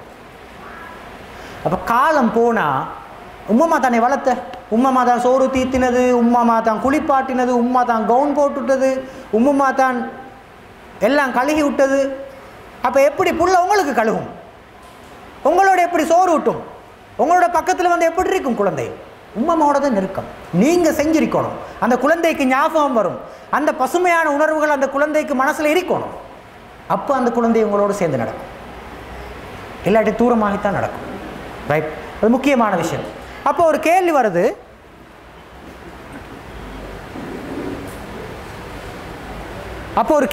என்னென்னா, இப்போ சிலாக்கள் சொல்கிறாங்க என்னென்னா, நல்ல உம்மா வாப்பா இருந்தால் அந்த குழந்தைகளும் நல்லா தான் இருக்கும் என்றது ஒரு முக்கியமான விஷயம் இருக்குது. அது உண்மையா? நல்ல உம்மா வாப்பமாருக்கு நல்ல பிள்ளைகள் தான் இருப்பாங்க என்றது உண்மையா? என்ன சொல்கிறீங்க? நல்ல உம்மா வாப்பா அவங்களோட பிள்ளைகளும் நல்லா தான் இருப்பாங்க என்றது உண்மையா? Yes or no? Yes. Okay, யார் நோ சொல்கிறது? நீங்கள் நோ சொல்கிறீங்களா? நோ. ரைட். யார் எஸ் சொல்கிறது, யார் நோ சொல்கிறது?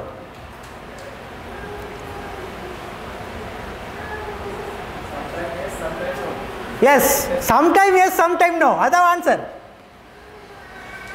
ஏனெண்டா குழந்தையுடைய வளர்ப்புல பெற்றோர்கள் பங்கு வகிக்கிறதோட சேர்த்து இன்னும் சில காரணிகளும் பங்கு வகிக்குது.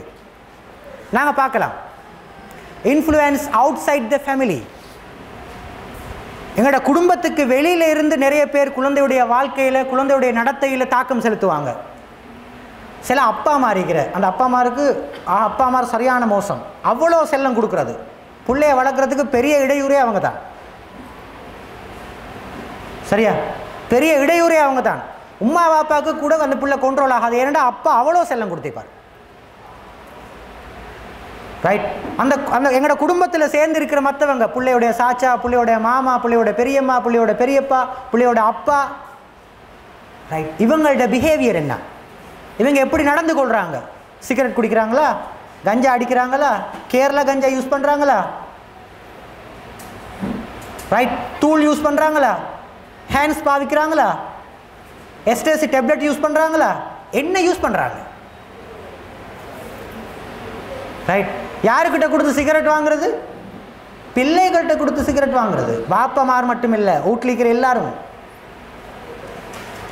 சரியா? வீட்டில் இருக்கிற எல்லாரும். பொய் சொல்ல வைக்கிறது யாரை சொல்லி வச்சு? குழந்தைகளை வச்சு. இல்லைன்னு சொல்லுங்க போயிட்டு. சரியா? இல்லைன்னு சொல்லுங்க போயிட்டு. அப்போ குழந்தைகளுடைய நடத்தையில், வாழ்க்கையில் கவனம் அதாவது தாக்கம் செலுத்துகிற முக்கியமான அடுத்த குரூப் யார்? எங்களோட குடும்பத்தோட சேர்ந்திருக்கிற மற்றவங்க. உம்மா, அப்பா, வாப்பும்மா, அப்பா, சாட்சிமாரு, மாமாமாரு, மாமிமாரு, பெரியம்மா, பெரியப்பா. மிக அவதானமாக இருக்கணும். உங்களோட குழந்தைகள் யாரை பின்பற்றுறாங்கன்னு சொல்லி, யாருடைய விஷயங்களை கருத்தில் கொள்கிறாங்கன்னு சொல்லி. சில பிள்ளைகளை பார்த்தா சொல்லலாம், சரியா அப்பா மாதிரியே வந்திருக்கிறான்னு சொல்லி, சரியா உம்மா மாதிரியே வந்திருக்கின்னு சொல்லுவாங்க. ரைட். அவங்க முன்னுதாரணமாக எடுத்துக்கொள்கிறார்கள், பார்த்து படிக்கிறாங்க அவங்கள பார்த்து. ஸோ மிக அவதானமாக இருக்கணும். இந்த குழந்தையுடைய நடத்தையில் தாக்கம் செலுத்துகிற இன்னொரு குரூப் இருக்கிறாங்க. நாங்கள் சொல்லுவோம், அவங்களுடைய கூட படிக்கின்றவர்கள், வகுப்பு தோழர்கள், நண்பர்கள். ரைட். தமிழில் ஒரு முக்கியமான வாசகம் சொல்லுவாங்க. என்ன? உங்களோட நண்பர் யாருன்னு சொல்லுங்கள், நீங்கள் யாருன்னு சொல்கிறோம். ஏன்னா எப்போவுமே நாங்கள் ஃப்ரெண்ட்ஷிப் வச்சுக்கொள்வது, நண்பர்களாக ஏற்றுக்கொள்வது யார்? எங்கட ஒத்த இயல்புகள், ஒரே வகையான மென்டல் திங்கிங், ஒரே வகையான வேவ் லென்த் இருக்கிறவங்களோட தான் நாங்கள் ஃப்ரெண்ட்ஸ் ஆகுவோம். ரைட். மற்றவங்களோட ஃப்ரெண்ட்ஸ் ஆக மாட்டோம். சரியா? அப்போ குழந்தைகள் மிக முக்கியமான கவனம் செலுத்தணும். அந்த குழந்தைகள் யாரோடு பழகுறாங்க?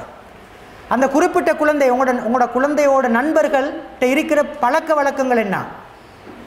எந்த தாய் தந்தையரால் வளர்க்கப்படுறாங்க? அவங்கள்ட்ட இருக்கிற இயல்புகள் என்ன? சரி, அவங்கள்ட்ட இருக்கிற இயல்புகள் என்ன? அவங்க என்ன விஷயத்தில் குறைபாடுடையவங்களாக இருக்கிறாங்க? உங்களோட குழந்தையுடைய லைஃப்பில் அது எந்த அளவு தூரம் பாதிக்குது என்ற மிக முக்கியமான விஷயத்தில் கருத்தில் கொள்ளணும். பெரும்பாலும் மூத்த பேச்சு பேசுகிற ஒரு ஃப்ரெண்ட் இருந்தால் உங்களோட குழந்தை மூத்த பேச்சு பேசுகிற ஒரு குழந்தையாகத்தான் இருக்கும். தேவையில்லாத நடத்தை உள்ள ஒரு குழந்தையாக இருந்தால் இந்த குழந்தைகிட்டையும் தேவையில்லாத நடத்தைகள் உருவாகும். உங்களோட குழந்தையோட ஃப்ரெண்டு வந்து லவ் பண்ணுற ஒரு ஆளாக இருந்தால் இவருக்கும் ஆட்டோமேட்டிக்கலி விருப்பம் வரும், எனக்கும் ஒரு கேர்ள் ஃப்ரெண்ட் வேணும், எனக்கும் ஒரு பாய் ஃப்ரெண்ட் வேணும். அது இல்லாதத இப்போ ஒரு பெரிய குறையாக நினைக்கிறவங்களும் இருக்கிறாங்க. நான் ஒரு இடத்துல ஒரு ப்ரோக்ராமுக்காக போய்த்திருந்தேன். அந்த ஓலவல் ஏலவல் படிக்கிற பிள்ளைகள் அவங்கள்ட்ட கேட்டேன், உங்களோட மனசில் இருக்கிற முக்கியமான பிரச்சனை என்ன அப்படின்னு சொல்லி. அவன் நிறைய பேர் பதில் சொன்னது எப்படி தெரியுமா? சார், இப்போ வந்து எல்லாரும் பாய் ஃப்ரெண்ட் கேர்ள் ஃப்ரெண்ட் வச்சுக்கொள்கிறாங்க, அது இல்லாட்டி என்னமோ மாதிரி இருக்கு எங்களுக்கும், அது இல்லாட்டி என்னமோ மாதிரி இருக்கு எங்களுக்கும். அது ஒரு பெரிய பிரச்சனை. சரியா? இந்த குறிப்பிட்ட குழந்தையுடைய நடத்தையில் தாக்கம் செலுத்துகிற அடுத்த சாரார் நாங்கள் சொன்னோம், அந்த குழந்தையுடைய நண்பர்கள் யார்? சரியா? அந்த குழந்தையுடைய நண்பர்கள் குறிப்பாக டீனேஜ் வயசில், கட்டிலமை பருவத்தில், இந்த வயசில் மிகப்பெரிய பிரச்சனை அது. அப்போ நான் ஆரம்பத்திலே ஒரு விஷயம் சொல்லிட்டேன். என்ன? அன்பு உங்களோட மூலமாக கிடைக்காட்டி அன்பு தேடுற ஒரு ஊற்றை நோக்கி அந்த குழந்தை நகரும். சரியா? சயின்ஸ் பாடத்தில் ஒரு பாடம் படிப்போம், தரை காற்று கடல் காற்றுன்னு சொல்லி. சரியா? தரை காற்று கடல் காற்றுன்னு ஒரு பாடம் படிப்போம். என்ன கடல் காற்றுன்னு சொன்னால், பூமியில் இருக்கிற வளி சூடாகி ஆக்சிஜன் சூடாகி மேலே போன பிறகு ஒரு இடைவெளி வரும். அந்த இடைவெளியை நிரப்புறதுக்கு கடல்லிருந்து காற்று தரையை நோக்கி வீசும். நாங்கள் சொல்லுவோம் அதுக்கு கடல் காற்றுன்னு சொல்லி. சரி, அப்போ மனசில் அந்த அன்புக்குரிய இடைவெளி இருக்கிற நேரம் அந்த அன்பை தெரிவிக்கிற யாராவது ஒருத்தங்க இருந்தாங்கண்டா, பாராட்டுற யாராவது ஒருத்தங்க இருந்தாங்கண்டா, ரைட், இரக்கமாக பேசுகிற யாராவது ஒருத்தர் இருந்தாங்கண்டா, அது நல்ல முறையில் இரக்கமாக பேசலாம் அல்லது ஏமாத்துறதுக்காக இரக்கமாக பேசலாம், அந்த குழந்தைகளுடைய மனது அவர்களை நோக்கி சாரும். அப்போ உங்களுக்கு ஒன்றும் செய்யலாது. சரியா? நீங்கள் இரக்கத்தால் அதை ஃபுல்ஃபில் பண்ணி வச்சிட்டீங்களா, அங்கே இடைவெளி இருக்கிறதுக்கான சந்தர்ப்பங்கள் குறைவு. அப்போ நாங்கள் இரக்கமாக இருக்கோம். அப்போ ஆரம்பத்தில் நான் சொன்ன விஷயங்கள் ஞாபகத்தில் கொள்ளுங்கள். குழந்தை என்றது அல்லாஹ் தந்த ஒரு கிஃப்ட் என்ற ஒரு எண்ணம் இருந்தாலே எங்களோட குழந்தைகள் மேலே நாங்கள் அபரிமிதமான ஒரு அன்பு வைப்போம். அந்த குழந்தையை பாதுகாக்கணும், ரைட், நம்பிக்கை ஊட்டணும் என்ற விருப்பம் எங்களுக்கு வரும். அப்போ இந்த விஷயங்களை கருத்தில் கொள்ளுங்கள். அப்போ நான் சொன்னேன், அந்த குழந்தையுடைய வாழ்க்கையில் தாக்கம் செலுத்துகிற ரெண்டாவது நபர்கள் நான் சொல்லுவோம் அவங்களோட கூட படிக்கிற மனிதர்கள். இன்னும் சிலர் இருக்கிறாங்க, குடும்பத்தவர்கள் தவிர ஏனைய பெரியவர்கள். பக்கத்து வீட்டில் இருக்கிற ஒரு மாமாவாக இருக்கலாம், சரி, பக்கத்து வீட்டில் இருக்கிற ஒரு டீச்சராக இருக்கலாம், பக்கத்து வீட்டில் இருக்கிற யாரோ ஒருத்தராக இருக்கலாம், ஒரு தூரத்தை சொந்த யாராவது ஒருத்தராக இருக்கலாம். அவர்களும் குழந்தையுடைய வாழ்க்கையில் குழந்தையுடைய நடத்தையில் சில தாக்கங்களை செலுத்துவார்கள். அது ஒரு முக்கியமான விஷயம். இன்னும் ஒரு முக்கியமான விஷயம் இருக்குது. இதுதான் இன்றைய காலத்தில் இருக்கிற மிகப்பெரிய பிரச்சனை, மீடியா, சோஷியல் மீடியா. சரியா? சோஷியல் மீடியா அதில் ஒரு பெரிய பிரச்சனை நீங்கள் பார்க்கலாம். இப்போ அதாவது கணக்கே சொல்ல முடியாத எண்ண முடியாத அளவு சோஷியல் நெட்வொர்க்ஸ் நிறைய இருக்குது, அப்ளிகேஷன்ஸ் நிறைய இருக்குது. ஆரம்பத்தில் ஜிமெயிலில் இமெயிலில் ஆரம்பித்து யாஹூவில் ஆரம்பித்து ஃபேஸ்புக்கில் தொடங்கி என்னென்ன வேணுமோ அவ்வளோ அக்கௌண்ட்ஸும் எல்லாரோட ஃபோன்லேயும் இருக்குது. புதிய புதிய வெப்சைட், புதிய சாஃப்ட்வேர்ஸ், புதிய அப்ளிகேஷன் இருக்குது நிறைய. எல்லாத்தையும் யூஸ் பண்ணாங்க, எல்லாத்துலேயும் அக்கௌண்ட்ஸ் இருக்குது. இப்போ லேசி, இன்ஃபர்மேஷன் ஷேர் பண்ணுறதுக்கு லேசி, அதுக்காக யூஸ் பண்ணால் பரவாயில்ல, ரைட், அதுக்காக யூஸ் பண்ணால் பரவாயில்ல. ஆனால் நாங்கள் எதுக்காக யூஸ் பண்ணுறோம்ன்றது தான் அடுத்த கேள்வி. இதனுடைய பெரிய தாக்கம் இருக்குது. அண்மையில் இலங்கையில் செய்யப்பட்ட ஒரு ஆய்வு என்ன சொல்லுதுன்னு சொன்னால், அதாவது பொதுவாக ஒரு கால அளவை நிர்ணயிச்சிருக்கிறாங்க. யாராவது ஒருத்தர் ஒரு நாளைக்கு 2 ஹவருக்கு கூட more than 2 hours social network, அது இன்டர்நெட்டில் எந்த பகுதியாக இருக்கலாம், யூஸ் பண்ணுவாருண்டா அவர் அந்த குறிப்பிட்ட பழக்கத்துக்கு அடிமை. ஆல்கஹாலுக்கு அடிமை மாதிரி, ட்ரக்ஸுக்கு அடிமை மாதிரி, சிகரெட்டுக்கு அடிமை மாதிரி, அவர் இன்டர்நெட் அடிக்ஷன். எத்தனை குழந்தைகள் இருக்கிறாங்க எங்களுக்கு, ரைட்? வீட்டில் வாப்பா கொஞ்சம் வசதியானவராக இருந்தால் ரூமையும் கட்டி கொடுத்து, லேப்டாப்பையும் வாங்கி கொடுத்து, அது எல்லாத்தையும் வாங்கி கொடுத்து அப்படியே விட்டுறது. அந்த குழந்தை என்ன பார்க்குது, உமாக்கு தான் லேப்டாப் ஓடாதே, கம்ப்யூட்டர் எப்படி யூஸ் பண்ணுறேன்னு தெரியாதே, புள்ள உம்மா வரக்குள்ள புள்ள மினிமைஸ் பண்ணும். உமாவுக்கு தெரியாது என்ன நடக்குதுன்னு. உம்மா வெளியில் போன போது வாப்பா வெளியில் போன போது மேக்சிமைஸ் பண்ணி பார்க்கும் புள்ள. அண்மையில் அமெரிக்காவில் செய்யப்பட்ட ஒரு ஆய்வு சொல்லுது, உலகத்தில் நாங்கள் சொல்லுவோம் கெட்ட வகையான படங்கள், இன்டர்நெட்டில் இருக்கிற கெட்ட வகையான படங்களை பார்க்குறதுல யார் முன்னிலையில் இருக்கிறவங்க தெரியுமா? 9 வயசுலேருந்து 14 வயசுக்கு இடைப்பட்டவர்கள் தான் 9 to 14 இயர்ஸ். 9லிருந்து 14 வயசு. எத்தனாம் ஆண்டு? 4ஆம் ஆண்டிலிருந்து 9ஆம் ஆண்டு வரைக்கும் உள்ள இந்த இடைவெளியில் உள்ள குழந்தைகள் தான் மிக அதிகமாக தேவையற்ற படங்களை பார்க்கிறார்கள். கிட்டத்தட்ட 68%, 68%. யோசிச்சு பாருங்க. நான் நினைக்கிறேன் பிள்ளைகளுக்கு ஒன்றும் தெரியாதுன்னு சொல்லி ரூமுக்குள்ளே போட்டு கொடுக்குறாங்க கம்ப்யூட்டரை. சரியா? அந்த குழந்தைகள் வேண்டிய பக்கத்துக்கு அதை திருப்பிக் கொள்ளும். பிரச்சனை அங்கே ஆரம்பிக்குது.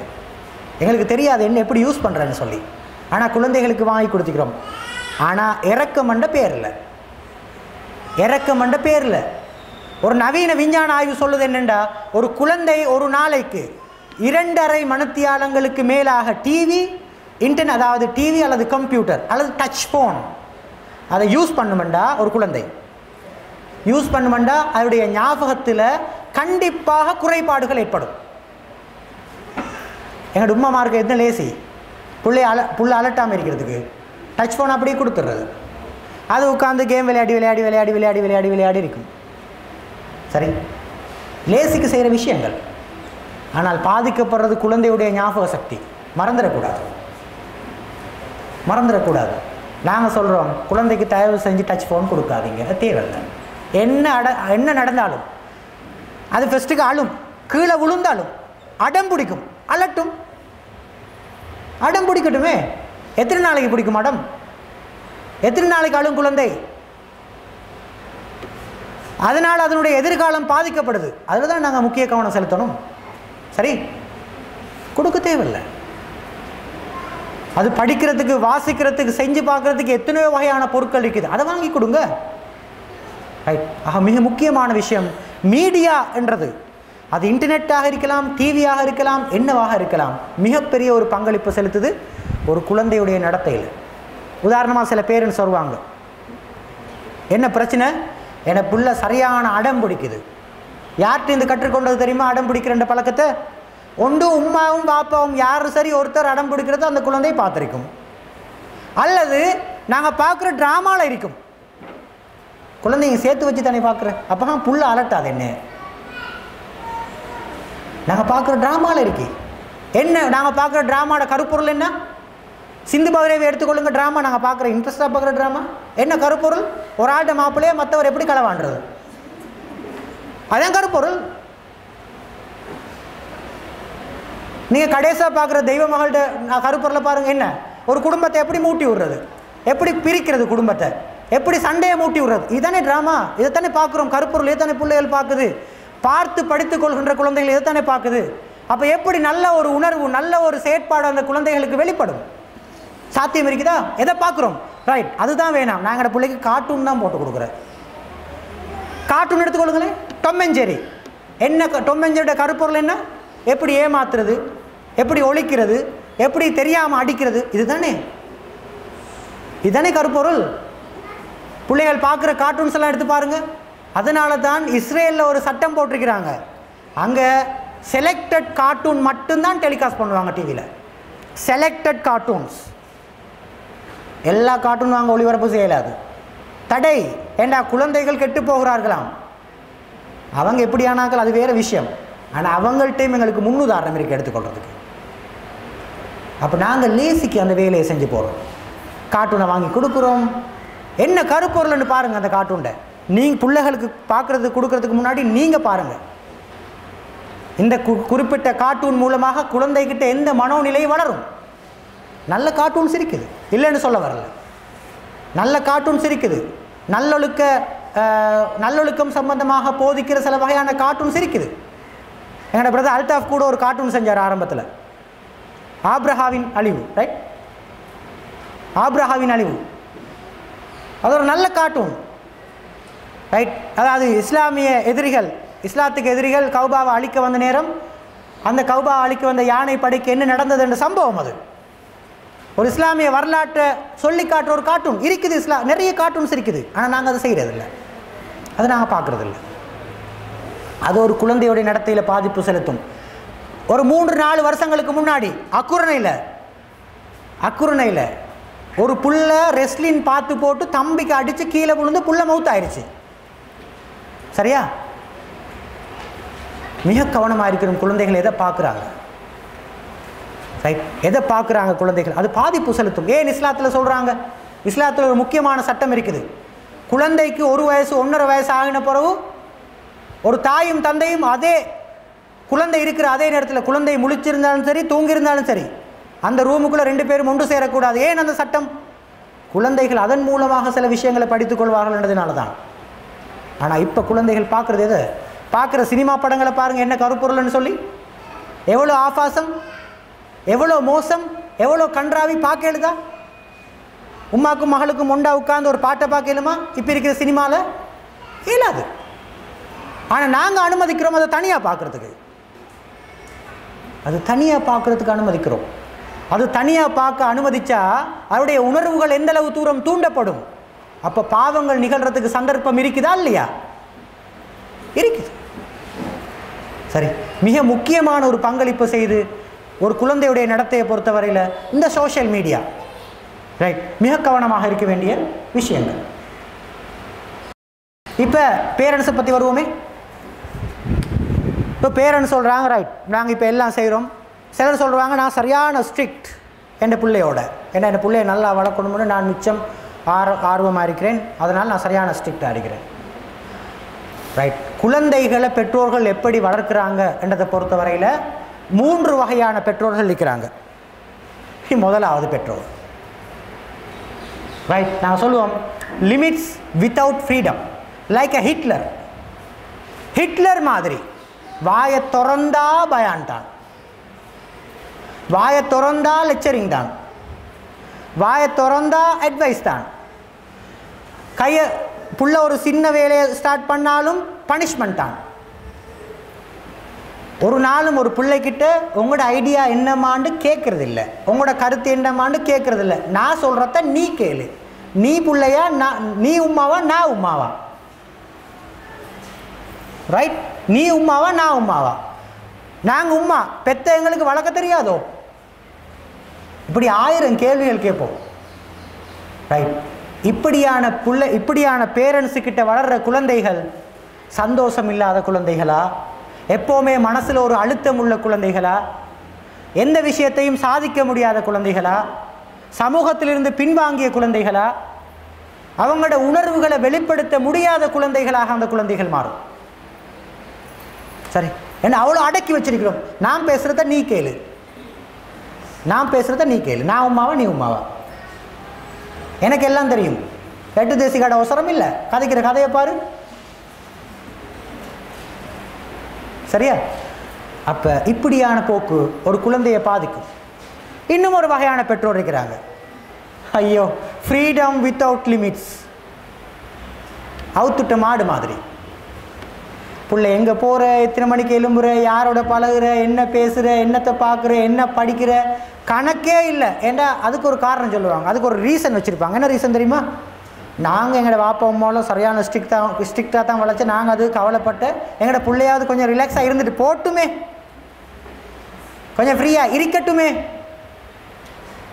ரைட்? இப்படியான ஆட்கள் இருக்கிறாங்க. இப்படியான குழந்தைகள் என்ன நடக்கும்?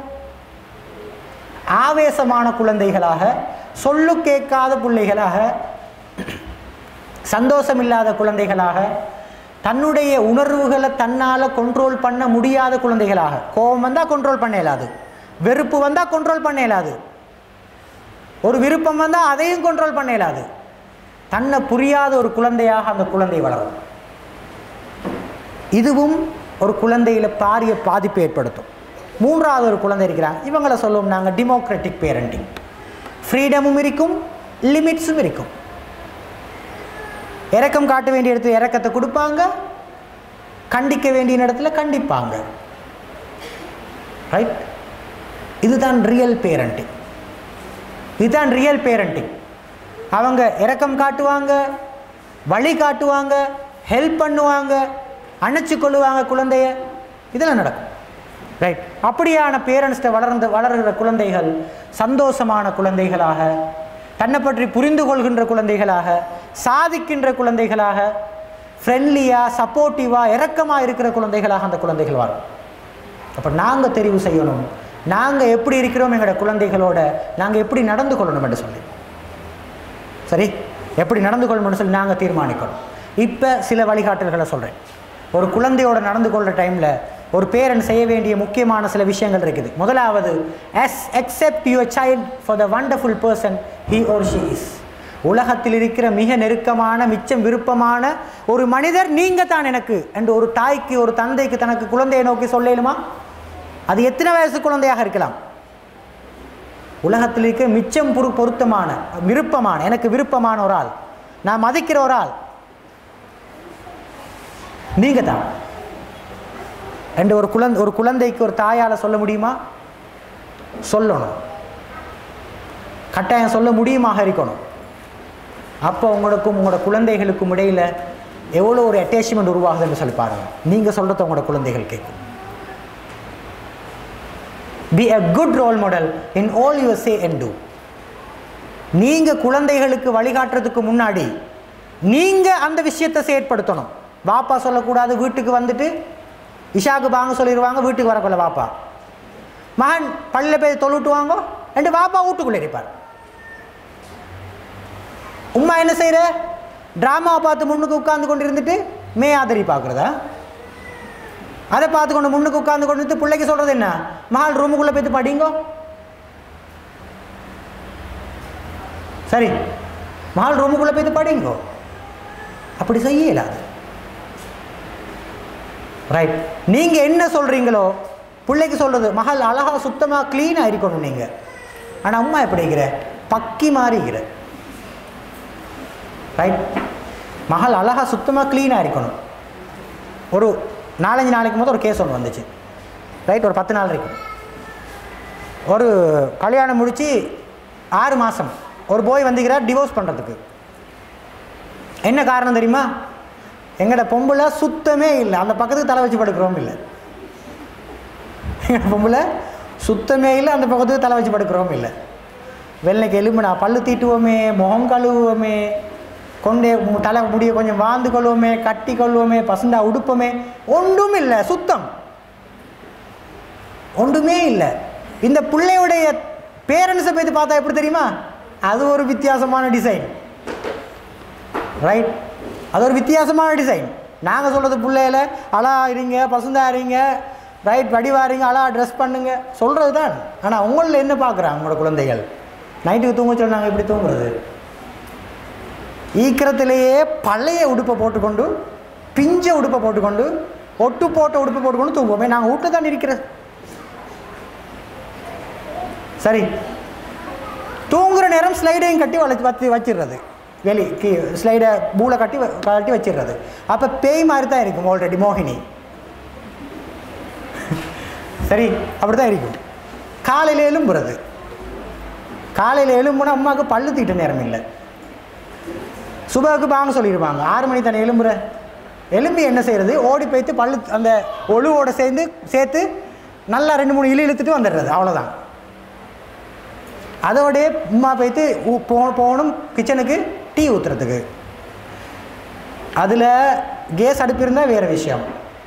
சில வீட்டில் விறகு அடுப்பு இருக்கி, சில வீட்டில் மணல் அடுப்பு இருக்கி. இப்போ ஏற்கனவே இருந்த நாத்தத்தோட புகை நாத்தமும் சேர்ந்து கொள்ளும். எப்படி இருக்கும்? சரி, அதோடைய காலையில் சாப்பாடு செய்யணும், அதோடைய ஊடு கூட்டணும். ஊடு கூட்ட சொல்ல நல்லா வேர்க்கும், வேர்வு நாத்தமும் சேர்ந்து கொள்ளும். அதோடைய உமாவுக்கு ஒரு எண்ணம் வரும், இப்போ குளித்தா மரா திருப்பி ஆக்கிட்டு திரும்ப குளிக்கணுமே, அதனால் லஞ்சுக்கு புறவே குளிப்போம். அதை அந்த மூஞ்சத்தான் பார்த்து கொண்டு மாப்பிள்ளையும் வேலைக்கு போகிற, பிள்ளையும் ஸ்கூலுக்கு போகிற. சரியா? அதை பார்த்து கொண்டு தான் போகிற. அப்படித்தான் நான் சொன்ன குழந்தையும் வளர்க்கப்பட்டிருக்குது. அதனால தான் பல்லு திட்டுற இல்லை, அதனால தான் ஈக்கிறதுலே பழசுலே போடுறது. ஆனால் வெளியில் போகல, வீட்டிலிருந்து வெளியே போகல. ஈக்கிறதுலே நல்ல உடுப்பு, ஃபவுண்டேஷன் ஒன்று போட்டு, பவுடர் ஒன்று பூசி, மஸ்கரா ஒன்று தேய்ச்சி, லிப்ஸ்டிக்ஸை லைட்டாக அடித்து, சரியா, பர்ஃப்யூம் கொஞ்சம் லேசாக வாசமாக அடிச்சு விட்டு, வெள்ளையாக்குறதுக்கு நிறைய க்ரீம் இருக்குது. 5 நாளில் வெள்ளையாகிடுவாங்க. அப்படியே ஒரு ஜாய் பூனை மாதிரி இருக்கும்.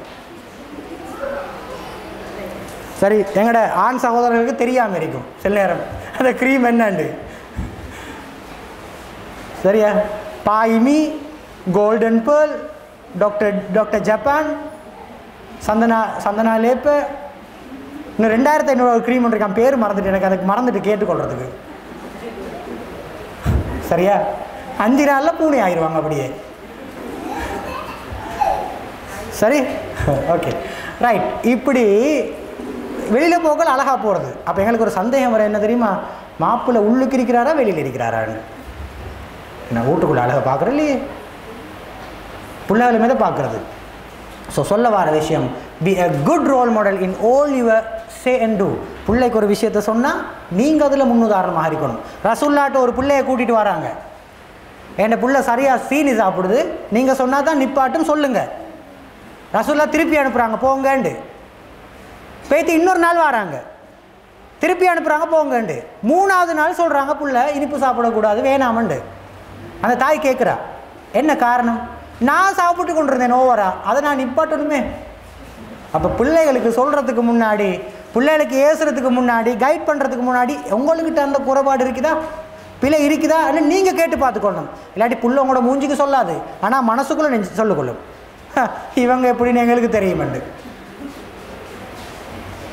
சரி, இவங்க எப்படின்னு எங்களுக்கு தெரியுமெண்டு அது சொல்லிக்கொள்ளும்.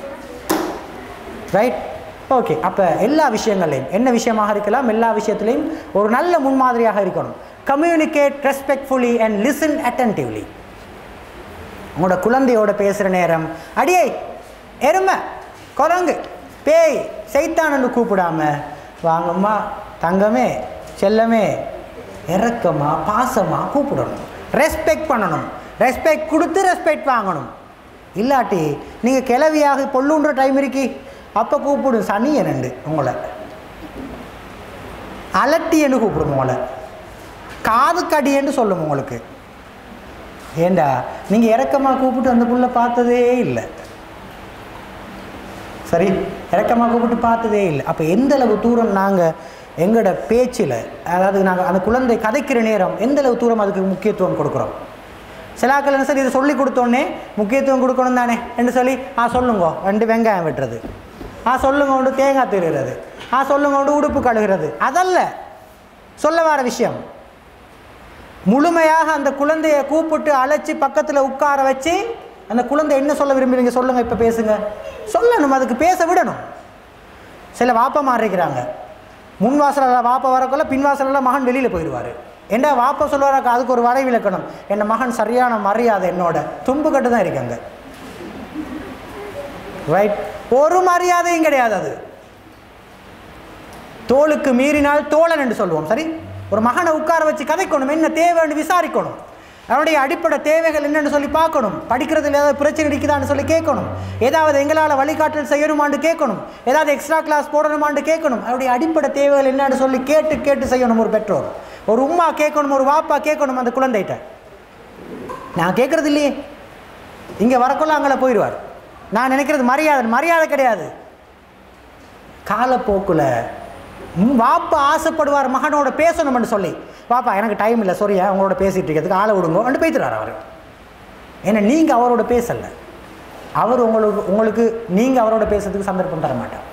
ஸோ ஒரு குழந்தை சொல்ல வார நேரம், பேச வார நேரம் அதுக்கு அனுமதி கொடுக்கணும், அந்த குழந்தையை பேசுறதுக்கு அனுமதி கொடுக்கணும். இது எந்த வயசான குழந்தையாக இருந்தாலும் சரி, குறிப்பாக 13 வயசுக்கு மேற்பட்ட குழந்தைகள். சரியா, அவருடைய உணர்வுகளை வெளிப்படுத்துகிற நேரம் மிக கரிசனையாக கேட்கணும். அப்போ தான் உங்கள்கிட்ட திரும்ப திரும்ப வந்து சொல்லும் அந்த குழந்தை. நாங்கள் என்ன தெரியுமா செய்கிறேன், நாங்கள் உட்காந்து முன்னுக்கு ஹோலில் ஒரு மாமியோட பக்கத்து விட்டு மாமியோட கழிச்சிட்டு இருக்கோம். பிள்ளை வந்து உம்மா மகன் இருங்களே வாரேன், உம்மா இருங்களே வாரேன், 3ஆவது முறை சொல்கிறேன் இல்லை பலாருன்றிருக்கும். இல்லை சொல்கிற விலங்குகள் இல்லையா உங்களுக்கு, இப்போ உங்களுக்கு நான் மாமியோட பேசிக்கொண்டு நினைக்கிறேன் அன்னு ஒரு சத்தம் போடுவீங்க. ரைட், அப்படி ஒரு சத்தம் போடுவீங்க, அதோடைய புள்ள போயிடும். அல்லது இன்னும் கொஞ்சம் கரைச்சல் படுத்துகிற ஒரு குழந்தையாக மாறும். ஏதாவது கீழே போட்டு உடைக்கும் அதோடைய. சரியா?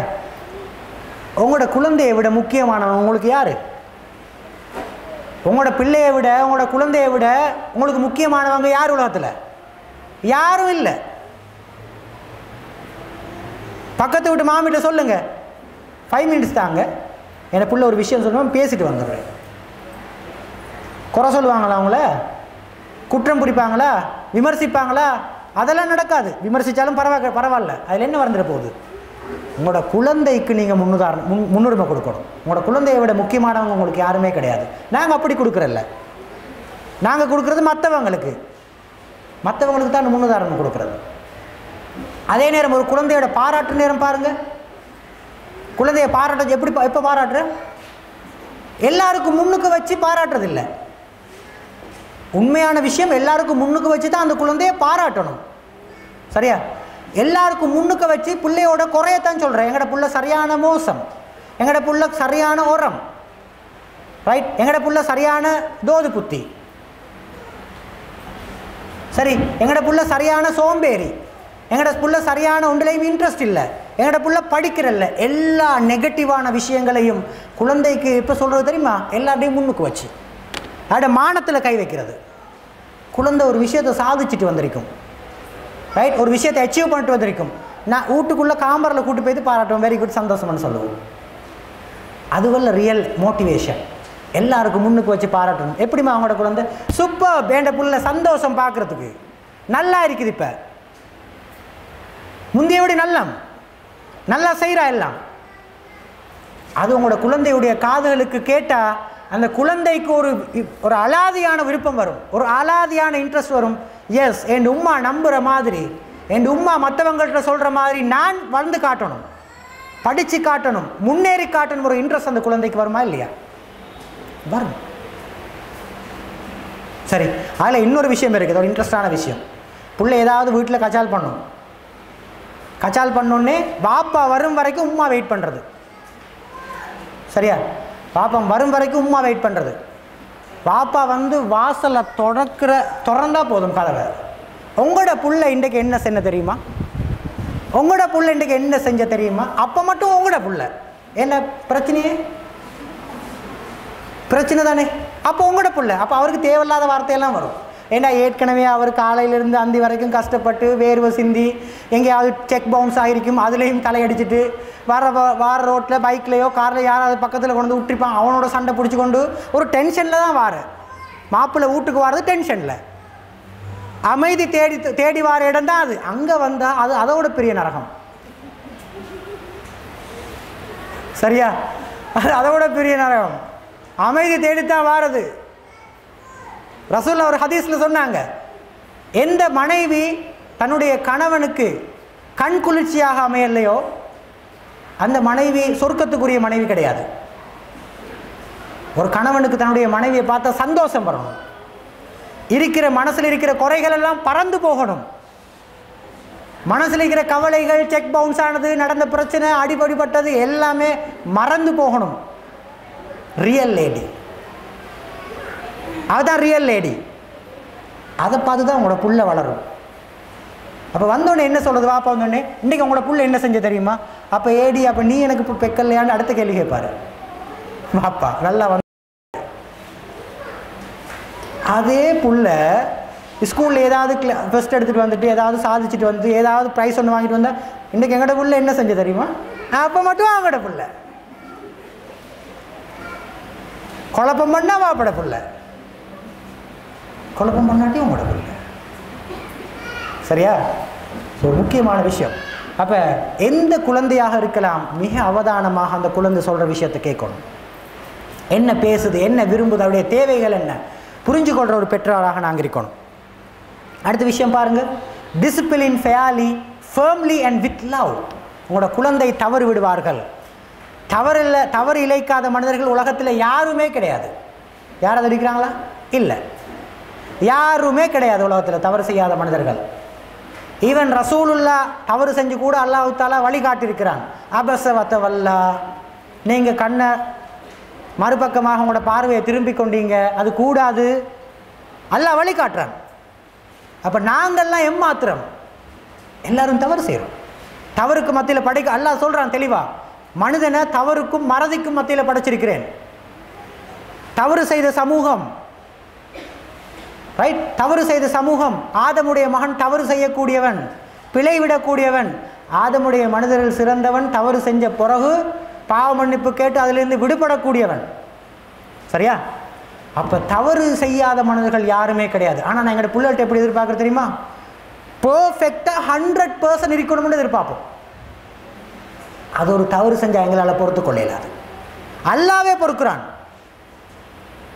எங்களால் பொறுத்து கொள்ள இயலாது. அதுக்கு தண்டிக்கிறது, ஏசுறது, அதுக்கு வழிகாட்டணும், இல்லைன்னு சொல்ல வரல. ஆனால் வித் கேர் அண்ட் லவ், அன்பாக சொல்லிக் கொடுக்கணும். அன்பால் திருத்த முடியாத விஷயம் யாருமே எங்கேயுமே கிடையாது. ரசூல்லாவோட வரலாற்றில் பார்த்துருக்கிறீங்களா?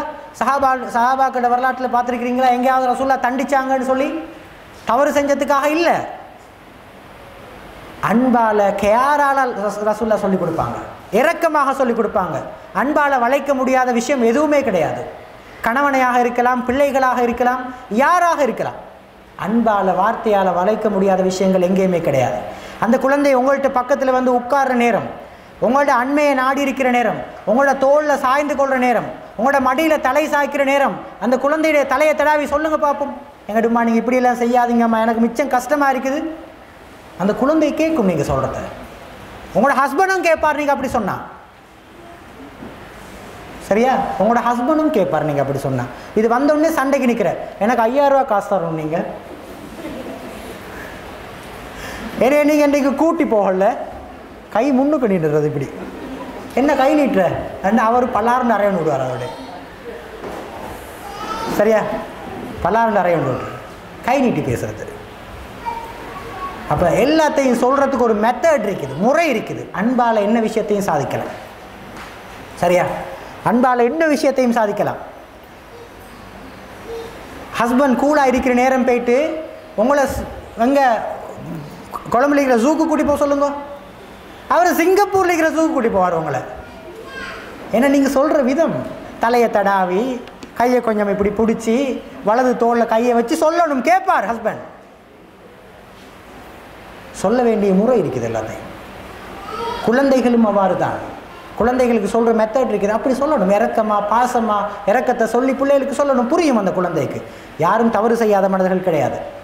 என்கரேஜ் குட் ஈட்டிங் ஹேபிட்ஸ், நல்ல உணவு பழக்க வழக்கங்களை நாங்கள் பழக்கணும் குழந்தைகள்கிட்ட. ரைட்? இஸ்லாம் சொல்லியிருக்கு, வலியுறுத்தி இருக்குது. என்ன வலியுறுத்தி இருக்குது? எல்லாரும் ஒன்றா சேர்ந்து சாப்பிடணும்னு சொல்லி, எல்லாரும் ஒன்றா உட்காந்து சாப்பிடணும். இந்த ஹேபிட் இருக்குதா எங்கள்கிட்ட? நாங்கள் சின்ன பிள்ளையில் இருந்தது, ஆனால் இப்போ இருக்கிற குடும்பங்களில் காண முடியாது. வாப்பா நடந்து சாப்பிடுவார், உம்மா கிச்சனில் உருண்டு சாப்பிடுவார், தாத்தா வீட்டுக்கு ஃபோனை காதில் வச்சு கொண்டு சாப்பிடுவார், ஒரு ஆள் ஓடி சாப்பிடுவார், ஒரு ஆள் போய்த்து கொமெட்டில் உட்காந்து கொண்டு சாப்பிடுவார். ஆளுக்கு ஒரு பக்கத்தில் எப்படி எல்லாருக்கும் இடையில் ஒரு நல்ல அண்டர்ஸ்டாண்டிங் வரும். இஸ்லாம் சொன்னதே அதுக்காகத்தான். எல்லோரும் ஒன்றா உட்காந்து சாப்பிடுங்க, உங்களுக்கு இடையில் அன்பு பரிமாறப்படும், உங்களுக்கு இடையில் நல்ல அண்டர்ஸ்டாண்டிங் உருவாகும். இஸ்லாம் சொன்னதே அதுக்காகத்தான். இன்றைக்கு எப்படி மகன் எத்தனை மணிக்கு சாப்பிட்றாருன்னு சொல்லி உம்மாவுக்கு தெரியாது, மகள் எத்தனை மணிக்கு சாப்பிட்றாருன்னு சொல்லி தெரியாது உம்மாவுக்கு. நல்ல நல்ல பழக்க வழக்கங்கள், நல்ல உணவு பழக்க வழக்கங்கள் நாங்கள் பழக்கணும் குழந்தைகளுக்கு. சரியா? நல்ல உணவு பழக்கங்களை வளர்க்கணும். நல்ல உணவு பழக்கங்கள் வந்து சொல்கிற நேரம் நல்ல நியூட்ரிஷன் ஃபுட், நல்ல சக்தி வாய்ந்த பொருட்கள் அந்த குழந்தைகளுக்கு கொடுக்கணும், தேவையான அளவு கொடுக்கணும். தேவையில்லாத பொருட்களை எங்களோட உணவு பழக்கத்திலேருந்து நீக்கணும். தேவையில்லாத எக்கச்சக்கமான பழக்கம் இருக்குது. சரியா? தேவையில்லாத எக்கச்சக்கமான பழக்கம் இருக்குது. எங்கள்கிட்ட இருக்கிற ஒரு பழக்கத்தை பாருங்கள், நல்லா டீ குடிப்போம், எத்தனை வேணாலும் குடிப்போம், பிளேன் டீ குடிப்போம், எத்தனை வேணாலும் குடிப்போம். ரைட்? அது பாதிப்பு கிடையாதா மனுஷனுக்கு? நிச்சயமாக பாதிக்கிற ஒரு விஷயம். ஒரு மனிதன் ஒரு நாளைக்கு குடிக்க வேண்டிய, உள்ளெடுக்க வேண்டிய சுகர் 2 தேக்கரண்டிகள் மாத்திரம்தான். 2 டீஸ்பூன்ஸ் சுகர். ஒரு டீயில் எத்தனை கரண்டி போடுறது? எத்தனை டீ? மேலதிகமாக சாப்பிட்றோமா இல்லையா? அப்போ சுகர் வராமல் என்ன செய்யும்? ஒரு நாளைக்கு ஒரு மனிதன் உள்ளெடுக்க வேண்டிய ஆயில் ஜஸ்ட் 30 மில்லிலிட்டர், ஒரு கரண்டி. நாங்கள் சாப்பிட்ற சோட்டிஸை கொஞ்சம் பிணைஞ்சு பாருங்கள். அவியல், வதக்கல், வசக்கல், எண்ணெயில் தாளிக்கிறது, எவ்வளோ ஒயிலி சாப்பிட்றோம், கொலஸ்ட்ரால் வருமா இல்லையா? குழந்தைகளுக்கு சொல்லிக் கொடுக்கணும். அவங்களுடைய ஒவ்வொரு நாள் உணவு பழக்கத்திலையும் ஒரு பழத்தை சேர்த்துக்கொள்ளணும். நல்லா தண்ணி குடிக்க வைக்கணும் அந்த குழந்தைய, நல்லா தண்ணி குடிக்க வைக்கணும் அந்த குழந்தைய. தேவையான பழங்களை சேர்த்துக்கொள்ளணும், தேவையான உணவுப் பொருட்களை கொடுக்கணும். தேவையில்லாத உணவுப் பொருட்களை கொடுத்து பழக்கப்படாது. இந்த ஃபாஸ்ட் ஃபுட் ஐட்டம் இருக்குது, அதில் எல்லாருக்கும் ஒரு அலாதியான மோகம் இருக்குது. சில வீட்டில் காலையில் இந்த ராவையிலெல்லாம் சமைக்கிறதே கிடையாது, ஏன்னா லேசி ஒரு ரைஸை வாங்கினான். ஆனால் அது எந்தளவு தூரம் ஒரு மனுஷனுக்கு பாதிப்பை ஏற்படுத்தும்னு சொல்லி யாரும் பார்க்குறதில்ல. அவ்வளோ பாதிப்புகள் இருக்குது. ஃபாஸ்ட் ஃபுட்டுக்கு சேர்க்கிற மேலதிக சுவையூட்டிகள் ஒரு மனுஷனுக்கு கேன்சர் வரத்துக்கு முக்கியமான காரணம். எங்களுக்கு தெரியும், தெரிஞ்சு கொண்டு செய்கிறோம். ரைட்? மிக அவதானமாக இருக்கணும். Find ways to get and stay fit together. வீட்டில் இருக்கிற எல்லாரும் நல்ல ஆரோக்கியமாக இருக்கணும் என்றது எல்லாருடைய தேவையும் தான். உம்மா ஆரோக்கியமாக இருக்கிறது எல்லாருக்கும் தேவை, வாப்பா ஆரோக்கியமாக இருக்கிறது எல்லாரும் தேவை. ஒரு ஆள் வீட்டில் இருக்கிற ஒரு ஆள் பலவீனம் அடைந்தால், நோய்வாய்ப்பட்டால் அந்த குடும்பம் முழுக்க பாதிக்கப்படும். அந்த குறிப்பிட்ட மனிதர் மாத்திரம் கிடையாது. ஸோ எல்லாரும் சேர்ந்து நல்ல பழக்க வழக்கங்கள், உணவு பழக்க வழக்கங்களை கை கொள்ளணும். அதே நேரம் நாங்கள் ஃபிட்டாக இருக்கிறதுக்கு பழகிக்கொள்ளணும். நாங்கள் ஃபிட் இல்லாட்டி பிரச்சனை பெருசாகும். ரைட்? கல்யாணம் முடிக்க சொல்ல நீங்கள் எல்லாரும் எப்படி இருந்தோமா? ஸ்லிம்மாக இருந்திருப்பீங்க. ரைட்? எப்படி எங்கள்ட பாடி மெயின்டைனிங்? கல்யாணம் முடிச்சு 2 வருஷத்தில் அதுவும் ஒரு புள்ள கிடைச்சா தாரா மாதிரி தான் நடக்கிற, நடக்கக்கூட இல்லை. மெயின்டைனிங் கிடையாது, நோ மெயின்டைனிங்.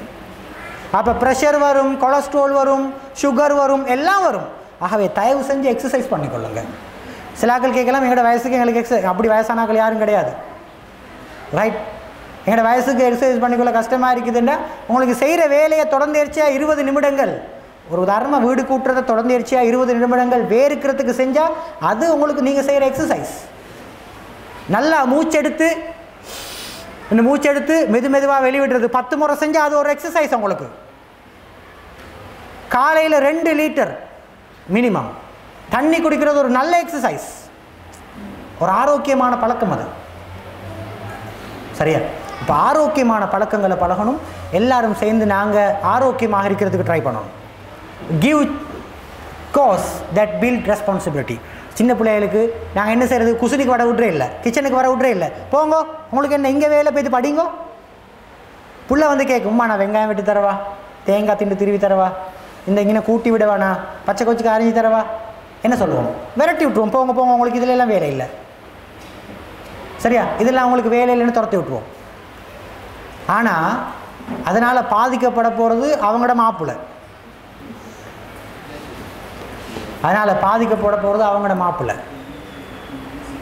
சரி, அவங்களோட மாப்பிள்ளை பாதிக்கப்பட போகிறாங்க. என்ன வேலை செய்ய தெரியாது. ஒருத்தர் வந்தால் டிவோர்ஸ் பண்ணுறதுக்கு என்ன காரணம் கேட்டால், எங்களோட ஒய்ஃபுக்கு உருப்படியாக ஒரு வேலை கூட செய்ய தெரியா, அதுலேயே ஒரு டீயை ஒழுங்காக ஊற்ற தெரியா. ஏண்டா O லெவல் வரைக்கும் பிள்ளைக்கு வேலை கொடுக்குறல்ல, A லெவல்லையும் பிள்ளைக்கு வேலை கொடுக்குறேன். A லெவல் முடிச்ச உடனே நல்ல ஜெர்மன்லேருந்து, யூகேலேருந்து, யூஎஸ்லேருந்து மாப்பிள்ளை ஒன்று கேட்டு வந்தால் கல்யாணம் முடிச்சு கொடுத்துட்றேன். பிள்ளைக்கு வேலை செஞ்சு கொடுக்கணும் மாப்பிள்ளை. உடுப்பு கழுக தெரியாது. அப்போ சின்ன ரெஸ்பான்சிபிலிட்டிஸ் கொடுத்து பழக்கணும் குழந்தைகளுக்கு. சின்ன பொறுப்புகளை கொடுத்து பழக்கணும். ரைட்? பொறுப்புள்ள குழந்தைகளாக மாற்றணும். அப்போ தான் நாளைக்கு மாமிக்கிட்ட மாட்டிக்கொள்ளாது. ஏன்னா மாமின்றது அங்கே இருக்கிற பெரிய பூதம். ரைட்? மாமின்றது அங்கே இருக்கிற பெரிய பூதம், அதுக்கிட்ட மாட்டிக்கொண்டா பெரிய சிக்கலாக போயிடும். சரியா? அன்றைக்கி ஒரு கேஸ் வந்துச்சு. மாமி சொல்லிக்கிறா மகனுக்கு, இந்த பொம்பளை உங்களுக்கு சரி வராத மகன், தலாக் போட்டுட்டு வாங்க உண்டு. என்ன காரணம் தெரியுமா? என்ன காரணம்னா, மாமி ஒரு மாமரம் நாட்டிக்கிறா வீட்டில், மாங்காய் மரம். அவன் மனசில் நீயத்தொண்டு வச்சிருக்கிறா, இதில் முதல் மாங்காயை எடுத்து யாரோ அவுளியா உண்டுக்கு நேரணும்னு சொல்லி.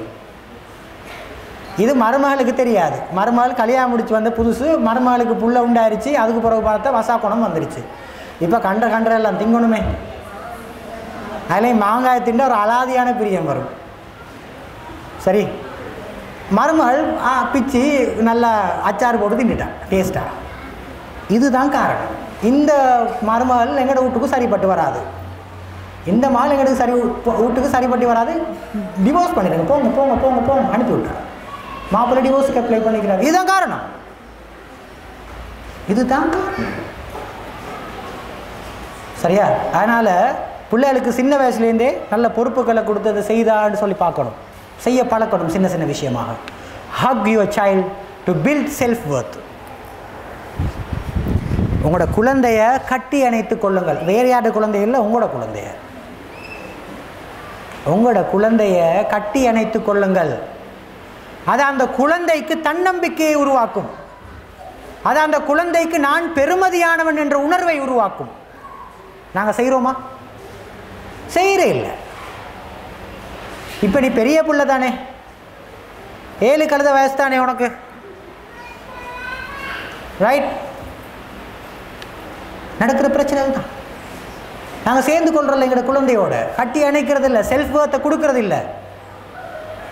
சில பிள்ளைகளுக்கு ப்ரோக்ராம் நடத்த நேரம் வந்து கேட்பாங்க சில ஆட்கள்.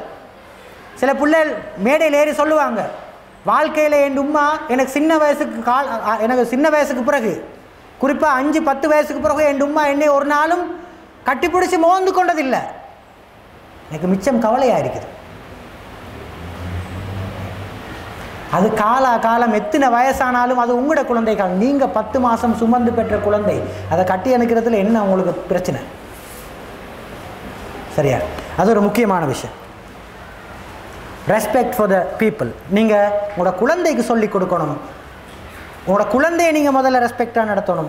வாடி போடின்னு சொல்லி கூப்பிடாம அழகா பண்பா ரெஸ்பெக்டாக கூப்பிடணும் அந்த குழந்தைய. அதே நேரம் செய்ய வேண்டிய முக்கியமான விஷயம், மற்றவங்களை எப்படி ரெஸ்பெக்ட் பண்ணுறது, எப்படி கண்ணியப்படுத்துறது, எப்படி அவங்களுக்குரிய உரிமைகளை கொடுக்கறது, எப்படி அவங்களுக்கு பொருத்தமான உரிமைகளை அவங்களுக்கு சரியான முறையில் கொடுக்கறது என்று சொல்லி காட்டணும். நீங்கள் செஞ்சு காட்டணும் அந்த குழந்தைக்கு. அந்த குழந்தைகள் பழகுவார்கள். Join PTMs and other school activities to access child progress. சில உம்மா மாதிரி இருக்கிறாங்க, பெத்தோம் விட்டோம் அவ்வளோதான். சரியா? பெத்தாச்சு, ஸ்கூலுக்கு விட்டாச்சு, அது படிக்க வேண்டியதான், எங்கே என்ன வேணாலும் செய்ய வேண்டியதான். அது படிக்குதா இல்லையா, அதோட பெர்ஃபார்மன்ஸ் எப்படி இருக்குது, அதை குழப்புறாங்களா யாராவது, இல்லாட்டி அது முழு ஸ்கூலையும் குழப்புதா? சரி, முழு ஸ்கூலையும் அது குழப்புதா, மற்றவங்களுக்கு டிஸ்டர்பா, அதோட பெர்ஃபார்மன்ஸ் எப்படி இருக்குது, இதை பேரண்ட்ஸ் பார்க்கறது மிச்சம் குறைஞ்சு கொண்டு போகுது. ஒவ்வொரு பெற்றோரும் தன்னுடைய வகுப்புல இருக்கிற பொறுப்பாசிரியை வந்து சந்திக்கணும், பிரின்சிபலை வந்து சந்திக்கணும், பொறுப்பான பாடாசிரியை வந்து சந்திக்கணும். பிள்ளையோட பெர்ஃபார்மன்ஸ் எப்படி இருக்குது, நான் ஏதாவது ஹெல்ப் பண்ணணுமா, நான் என் சைடில் ஏதாவது ஹெல்ப் பண்ணணுமா, என் குழந்தைக்கு நான் என் சைடில் ஏதாவது செய்யணுமா, ஒரு பெற்றோர் கேட்கணும். அதை அப்போ தான் ஒரு குழந்தைக்கு ஆர்வம் வரும். என் உம்மா என் வாப்பா என் படிப்பில் கரிசனையோடு இருக்கிறாங்க, ஸோ நான் மிச்சம் அவதானமாக இருக்கணும் என்ற ஒரு உணர்வு வரும். நாங்களே கணக்கெடுக்காட்டி பிள்ளை எப்படி வந்து படிக்கும்? நாங்களே கண்டுகொள்ளாட்டி எப்படி ஒரு குழந்தை படிக்கும்? சரி, நாங்கள் மிச்சம் கவனமாக இருக்கணும். என்னோட குழந்தைகள்கிட்ட கேட்கணும், அந்த குழந்தையுடைய ஆசிரியர்கள்ட்ட கேட்கணும், எப்படி பிள்ளையோட பெர்ஃபார்மன்ஸ் எப்படி இருக்குது, முந்தைய விட நல்லமா, இப்போ குறைஞ்சிருக்குதா, குறைஞ்சிருந்தா என்ன காரணம், அதுக்கு என்ன மாற்றீடு செய்யலாம், குழந்தைகிட்ட வேறு ஏதாவது பிரச்சனை வளர்ந்துருக்குதா. சில குழந்தைகள் இருக்கிறாங்க வீட்டில் இருக்கும்போது நல்லா இருப்பாங்க, ஸ்கூலுக்கு போனால் அதை மாதிரி செய்தான் கிடையாது. இதை டீச்சர் கூப்பிட்டு உமா பாப்பா கிட்ட சொன்னால் உமா பாப்பாவோட பாப்பா இந்த டீச்சரோட உமா பாப்பாவும் குழப்பம். எங்கட பிள்ளை எப்படி பிள்ளைன்னு எங்களுக்கு தெரியும், நீங்கள் சொல்லித்தரவாரு வச்ச இடத்துல இருக்கிற பிள்ளை எங்கட பிள்ளை, ஒரு இடத்துல வச்சா அந்த இடத்துல இருக்கிற பிள்ளை எங்கட பிள்ளை, ஒரு குழப்பமும் இல்லை. ஆனால் ஸ்கூலுக்கு வந்து பார்த்தா தான் தெரியும் அந்த பிள்ளையோட குழப்பம். மிக அவதானமாக இருக்கணும். அடுத்த விஷயம் பாருங்கள், keep your promises or do not make them. நாங்கள் குழந்தைக்கு சில வாக்குறுதிகள் கொடுத்துருப்போம். நீங்கள் ஸ்காலர்ஷிப் பாஸ் பண்ணுங்கள், உங்களுக்கு நான் கம்ப்யூட்டர் ஒன்று வாங்கித்தரேன், ஸ்காலர்ஷிப் பாஸ் பண்ணுங்கள், நான் உங்களுக்கு பைக் கொண்டு வாங்கித்தரேன். முதலாவது சொல்கிற விஷயம், தயவு செஞ்சு வாக்குறுதிகள் கொடுக்காதீங்க. தயவு செஞ்சு வாக்குறுதிகள் கொடுக்காதீங்க. அந்த குழந்தை ஒரு விஷயத்தை அச்சீவ் பண்ணினா சர்ப்ரைசிங்காக அந்த குழந்தைக்கு ஏதாவது வாங்கி கொடுங்க, அதில் எந்த ஆட்சேபனையும் கிடையாது. ஏன் நான் வாக்குறுதி கொடுக்காதீங்கன்னு சொல்கிறேன்டா, சில நேரம் வாக்குறுதிகளை நிறைவேற்ற முடியாத சந்தர்ப்பங்கள் இருக்கலாம் காலப்போக்கில்.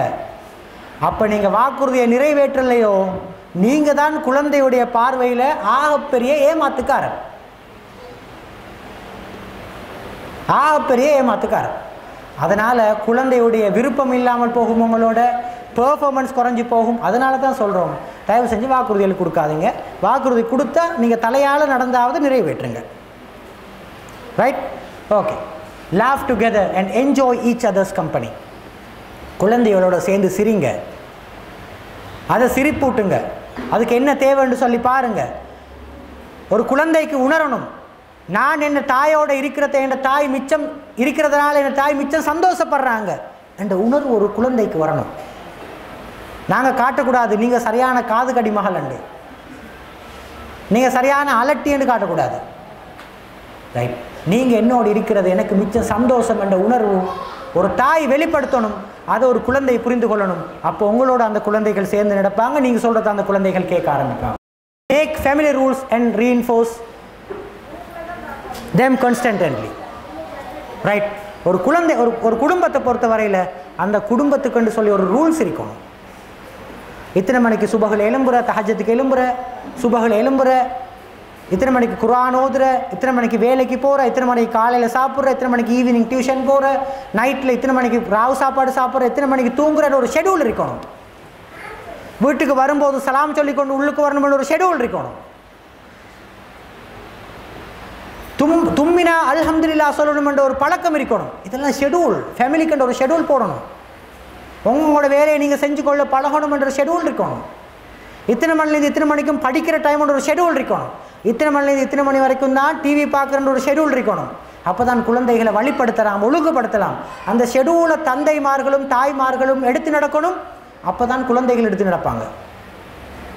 அந்த ஷெடியூலை மீறுற நேரம் அவங்கள வழிகாட்டணும். ரைட்? அவங்களுக்கு தேவையான வழிகாட்டல்களை கொடுக்கணும். Never use physical force on your child.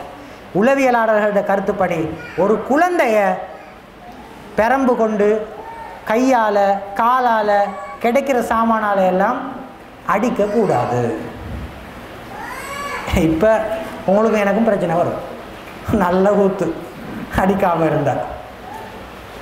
சரியா? நல்ல கூத்து அடிக்காமல் இருந்தா தலைக்கு மேலேறி எங்கேயோ போயிடுவான்னு சொல்லுவீங்க. ரைட்? அதுக்கு வேறு பழமொழி வேறு வச்சுருப்பீங்க. அடியாத மாடு படியாது, 5இல் விளையாது 50இல் விளையுமா. ரைட்? அடி உறவு போல் அண்ணன் தம்பி உறவு இல்லை. அதெல்லாம் வந்து குப்பையில் போடுங்க. நாங்களும் அடித்து தானே வளர்ந்த, எங்களோட பாப்பா எங்களுக்கு எவ்வளோ அடிச்சிருக்கு, எங்களுக்கு சேருமாறு அடித்ததானே. அதுக்கு நாங்கள் என்ன செய்யலாம்? அதுக்கு அந்த பிள்ளைகள் என்ன செய்யும்? அவங்க தெரியாமல் அடித்தாங்க. ஒரு குழந்தை ஆக குறைந்தது 7 வயதுக்கு முன்பதாக ஃபிசிக்கலி அந்த குழந்தையை ட்ரீட் பண்ணால், தண்டனை பனிஷ்மெண்ட் பண்ணினால், அந்த குழந்தையுடைய ஆளுமையில், பர்சனாலிட்டியில் பிரச்சனைகள் ஏற்படும். தெளிவாக சொல்கிறேன். அந்த குழந்தையுடைய தன்னம்பிக்கையில் பிரச்சனைகள் ஏற்படும். அப்போ நீங்கள் யோசிச்சு பாருங்கள், ஆரம்பத்திலேருந்து ஒவ்வொரு ஸ்டெப்ஸாக சொல்லிடுவாரு இல்லையா, அதெல்லாத்தையும் நீங்கள் கடைப்பிடிச்சிங்களா உங்களுக்கு தேவையா இந்த பிள்ளைக்கு அடிக்கணும்ன்றது? தேவையில்லை. அதெல்லாம் கடைப்பிடிக்காத ஒருத்தருக்கு தான் இது தேவை. சரியா? தேவைப்படாது. அப்போ குழந்தைகளை அன்பாக ஆதரவாக சொல்லலாம், கண்டிஷன் போட்டு சில வேலைகளை செய்ய வைக்கலாம். நீங்கள் 5 நாளைக்கு தொடர்ந்தேர்ச்சியாக ஒவ்வொரு நாளும் 5 நாளைக்குல ஒவ்வொரு நாளும் மகரிபு போகிறோம் ½ an hour குர்ஆன் ஓதணும். ஓதினா நீங்கள் கேட்ட அந்த விஷயம் கிடைக்கும். கண்டிஷனிங் பிரச்சனையே கிடையாது. சொல்லி சொல்லி பழக்குங்க. அந்த குழந்தை செய்யாத வரைக்கும் அந்த வேலையை செய்ய விடாதீங்க, கொடுக்காதீங்க.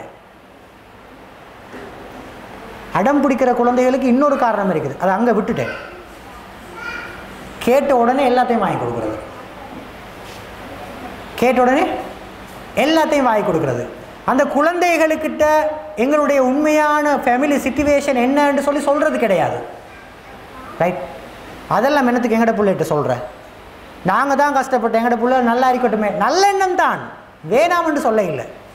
ஆனால் இன்றைக்கு கேட்குற டைமில் நீங்கள் வாங்கி கொடுக்க ஓலோ எழுதி போட்டு நிற்பா, எனக்கு பல்சர் ஒன்று வேணுமே தான். இப்போ என்ன செய்வீங்க? 10ஆம் ஆண்டில் நிற்பா, எனக்கு i6+ ஒன்று வேணும் எனக்கு. இப்போ என்ன செய்ய போகிறீங்க? சரி, உண்மையான ஒழுங்கான நடவடிக்கை என்னென்னு சொன்னால், ஒரு குழந்தை எத்தனை வயசாக இருக்கலாம், அது புரியுத வயசாக இருந்தால் உங்களுடைய ஃபேமிலி மீட்டிங்கில், ரைட், உங்களோட ஃபேமிலி மீட்டிங்கில் அந்த குழந்தை கலந்து கொள்ளப்படணும். அந்த குழந்தை கலந்து கொள்ளணும். நீங்கள் தெளிவாக சொல்லணும், உங்களோட வாப்பாவுக்கு மாதம் 40,000 ரூபா தான் சம்பளம், உங்களோட உமாவுக்கு 10,000 ரூபா தான் சம்பளம், மொத்தம் 50,000 ரூபா. அதில் வீட்டு வாடகை 10,000 ரூபா போயிடும், 40,000 ரூபா பேலன்ஸ். அதில் தண்ணி பில், வாட்டர் பில், போன மாதம் எடுத்த கடன் எல்லாம் சேர்த்து 10,000 ரூபா போயிடும், 30,000 ரூபா தான் பேலன்ஸ். இப்போ ஒவ்வொரு நாள் பயணம் போகிறது, திங்கிறது, சாப்பிட்றது, தேவையான மருந்து எடுக்க போகிறது, பயணம் போகிறது, அந்த பிரச்சனை இந்த பிரச்சனை எல்லாம் முடிஞ்சு ஒரு மாதத்துக்கு 10,000 ரூபா இல்லாட்டி 8,000 ரூபா தான் சேவிங். இதில் தான் நான் உங்களுக்கு செலவழிக்கணும். தெளிவாக சொல்லி பாருங்கள் அந்த குழந்தைக்கு. அந்த குழந்தையை புரிந்து கொள்வார்கள். நாங்கள் சொல்கிறது கிடையாது, உண்மையான ரியல் சிச்சுவேஷன் அந்த குழந்தைகளுக்கு தெரியாது, காட்டுறது கிடையாது, கேட்குறதெல்லாம் வாங்கி கொடுக்குறது. அதில் இன்னொரு விஷயம் கிடைக்குது. என்ன விஷயம் தெரியுமா? புள்ள வந்து ஐஸ்கிரீம் கேட்டாலும் வாப்பா சொல்லுவார், உம்மா சொல்லுவாங்க பிள்ளைக்கு தடுமல் வாங்கி கொடுக்க வேணாமண்டு. அதோடய புள்ள ஆரம்பித்து கீழே விழுந்தாலும் வாப்பா என்ன தெரியுமா சொல்லுவார், இந்த பிள்ளைய போட்டு அழட்டாமல் அளவிடாமல் போய் இதை வாங்கி கொடுப்போம், ஐஸ்கிரீம் வாங்கி கொடுப்பாங்க. அப்போ புள்ள ஆட்டோமேட்டிக்காக ஒரு விஷயத்தை கற்றுக்கொள்ளும். என்ன தெரியுமா? அழுதா கிடைக்கும், அடம் பிடிச்சா கிடைக்கும் என்ற ஒரு விஷயத்தை குழந்தை கற்றுக்கொள்ளும். அதுக்கப்புறம் அதை யூஸ் பண்ணிக்கிட்டே இருக்கும். அப்போ நிப்பாட்டியல் அதுங்களுக்கு. அப்போ அடம் பிடிக்கிறதுக்கு முக்கியமான இது ஒரு முக்கியமான காரணம். அப்போ என்ன செய்யணுமெண்டா, தேவையான வழிகளில் அந்த குழந்தையை வழிகாட்ட பார்க்கணும். Offer your help whenever it's needed, right. அதுக்காக பிள்ளையை வளர்க்குறேன்னு சொல்லி பிள்ளையுடைய எல்லா காரியத்திலையும் மூக்கடிச்சு கொண்டு மூக்க நுழைச்சு கொண்டு இருக்கக்கூடாது. சரியா? எல்லா காரியத்திலையும் மூக்க நுழைச்சு கொண்டு இருக்கக்கூடாது. அந்த குழந்தைக்கு ஒரு கிரியேட்டிவிட்டி, ஒரு புத்தாக்க சிந்தனை வளரணும். அந்த குழந்தை சில விஷயங்களை செஞ்சு பழகணும். அதனால் அந்த குழந்தைகளுக்கு அந்த குழந்தையுடைய வேலையை செய்ய விடணும். சரி, அந்த குழந்தைக்கு அந்த குழந்தைய வேலைகளை செய்ய விடணும். அந்த குழந்தைக்கு உதவி தேவைப்படும். சரி, உதவி தேவைப்படுற நேரம் நீங்கள் அந்த குழந்தைக்கு உதவி செய்யணும். உதவி தேவைப்படுற நேரம் அந்த குழந்தைக்கு உதவி செய்யணும். Praise your child for achievement as well as for effort. உங்களோட குழந்தை ஒரு விஷயத்தை சாதித்தால், ஒரு விஷயத்தில் தேர்ச்சி அடைந்தால், ஒரு ட்ரை பண்ணினால் அந்த குழந்தையை பாராட்டுங்க. அந்த குழந்தைக்கு பரிசில்கள் கொடுங்க. அந்த குழந்தையை கட்டி அணைச்சு கொள்ளுங்க. அந்த குழந்தையை கட்டி அணைச்சு முத்தமிடுங்க. அந்த குழந்தையை எல்லாருக்கும் முன்னாடி பாராட்டுங்க. ஒரு பயணம் கூட்டி போங்க. அதெல்லாம் அந்த குழந்தைக்கு கொடுக்குற ஒரு real motivation, right? Real motivation. அப்போ தான் உதாரணம் சொல்லுங்கள், உங்களோட குழந்தை கிளாஸில் ஃபஸ்ட் வருது, வீட்டுக்கு வந்து உமா ரிப்போர்ட் தரு ஃபஸ்ட்டுன்னு சொல்லி, ஃபஸ்ட்டு வந்தா இந்த முறை நல்லா என்று சொல்லி வச்சிங்கன்னா அவ்வளோதான். அந்த குழந்தையுடைய அச்சீவ்மெண்ட்டை நீங்கள் கொண்டாடணும். அந்த குழந்தையுடைய அச்சீவ்மெண்ட்டை நீங்கள் கொண்டாடணும். சாதிச்சிருக்கிறீங்க, எனக்கு சந்தோஷமாக இருக்குது, உங்களை நினச்சா எனக்கு மிச்சம் சந்தோஷம், ரைட்? அந்த குழந்தைக்கு அது ஒரு ரியல் மோட்டிவேஷன். அந்த குழந்தை நினைக்கும், தொடர்ந்தேர்ச்சியாக இந்த சந்தோஷத்தை நான் இந்த தாய்க்கும் இந்த தந்தைக்கும் கொடுக்கணும், தொடர்ந்தேர்ச்சியாக நான் கொடுக்கணும் ஒரு ஆசை வரும் அந்த குழந்தைக்கு. நீங்கள் பாராட்டலையோ, ஃபஸ்ட்டு வந்தா என்ன, செகண்ட் வந்தா என்ன, கடைசி வந்தா என்ன, எனக்கு ஒன்றும் கிடைக்கிறல்லையே, நான் எனக்கு படிக்கிறேன், ரைட்? மோட்டிவேஷன் இல்லாததுனால, ஊக்குவிப்பு இல்லாததுனால சில குழந்தைகள் படிப்பிலிருந்து தூரமாகிறார்கள். படிக்கிறாங்க இல்லை, படிக்கிறதுல இன்ட்ரெஸ்ட் காட்டுறாங்க இல்லை.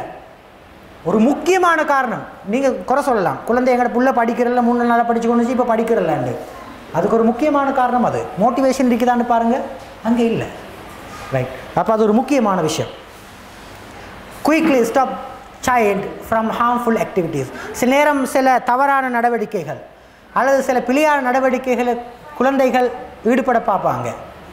அது நான் உதாரணத்துக்கு போட்டிருக்கிறேன், ரைட்? இன்னும் நிறைய விஷயங்கள், பெரிய பிள்ளைகள் ஈடுபடுற சில வகையான விஷயங்கள் இருக்குது, ரைட்? சில ரிஸ்க் எடுத்து செய்ய வேண்டிய விஷயங்களை செய்ய பார்ப்பாங்க. ரிஸ்க் எடுக்கிறது எனக்கு ரஸ்க்கு சாப்பிட்ற மாதிரின்னு சொல்லி அந்த டைமில் போய் ஸ்டாப் பண்ணணும், வேணாம், இது சரியில்லை, இது கூடாது, ரைட்? இது செய்யக்கூடாது என்று சொல்லி அந்த குழந்தையை நீங்கள் அந்த பாதிப்பிலிருந்து தடுக்கணும். Read together often and make reading fun. குழந்தையை படிக்கணும் என்று விரும்பினா குழந்தை நல்ல முறையில் அச்சீவ் பண்ணணும் விரும்பினா, குழந்தை சாதிக்கணும் விரும்பினா, குழந்தை நல்ல ஒரு கற்றல் பின்னணி உள்ள குழந்தையாக மாறணும், நல்ல ஒரு எடுக்கேட்டடான பிள்ளையாக வரணும்னு நீங்கள் விரும்பினா, நீங்கள் செய்ய வேணுமான முக்கியமான விஷயம், நீங்களும் சேர்ந்து படிக்கணும், நாங்களும் சேர்ந்து படிக்கணும். அதுதான் முக்கியமான விஷயம். சரி, குழந்தைக்கு நீங்கள் ஸ்காலர்ஷிப் பிள்ளைக்கு ஒரு பேப்பர் வாங்கி கொடுக்குறீங்க, பிஞ்சுன்ற ஒரு பேப்பர் வாங்கி கொடுக்குறேன்னு சொல்லுங்கள். நீங்களும் ஒரு பேப்பர் எடுத்து வாசிக்கணும். பிள்ளைய படிக்க விடுறேன் பக்கத்தில் இருக்கிறேன்னு சொல்லி சில வாப்பாமார் உம்மமார் என்ன செய்கிறது, பிள்ளைக்கு கொப்பி புத்தகத்தை கொடுத்துட்டு இவங்க ஃபோன் எடுத்துக்கொண்டு கேம் விளையாடிட்டு இருக்கிறது, செட் பண்ணி கொண்டிருக்கிறது. அதல்ல எதிர்பார்க்கப்படுற விஷயம். நீங்கள் ரீட் பண்ணணும், ரீடிங்கை ஒரு ஃபன்னாக மாற்றணும், வாசிக்கிற கருத்துக்கள் அவங்களோடு பகிர்ந்து கொள்ளணும், அவங்களுக்கு ஒரு இன்ட்ரெஸ்ட் வரும். உங்களோட வீட்டில் ஒரு வாசிக சாலையை உருவாக்கணும், ஒரு லைப்ரரி இருக்கணும், மேகசின் வாங்கணும், பேப்பர் வாங்கணும், பொது அறிவை வளர்க்கணும். ஒரு குழந்தையில் ஒரு நல்ல அறிஞனாக உங்களோட குழந்தையை மாற்றலாம்.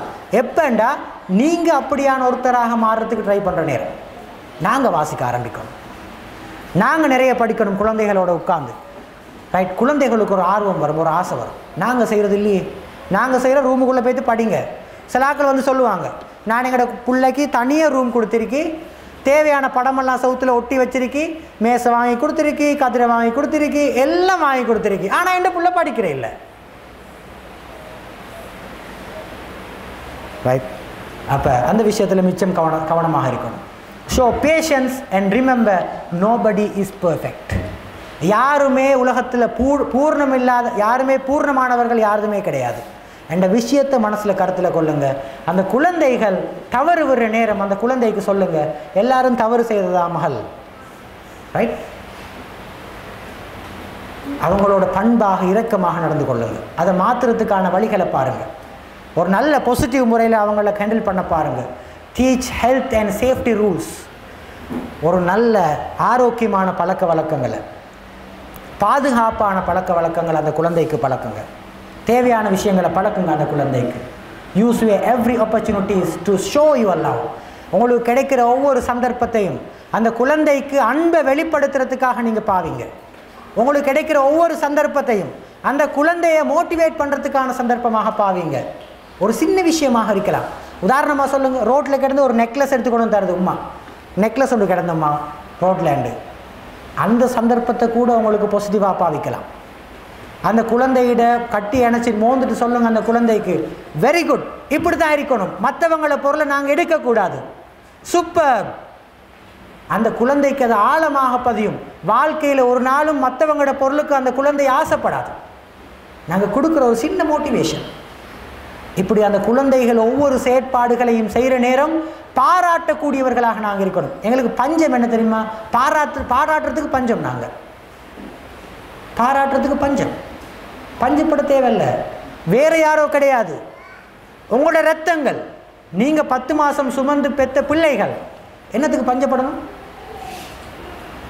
ரைட், அப்போ அந்த விஷயத்தில் மிச்சம் கரசனையாக இருக்கணும்.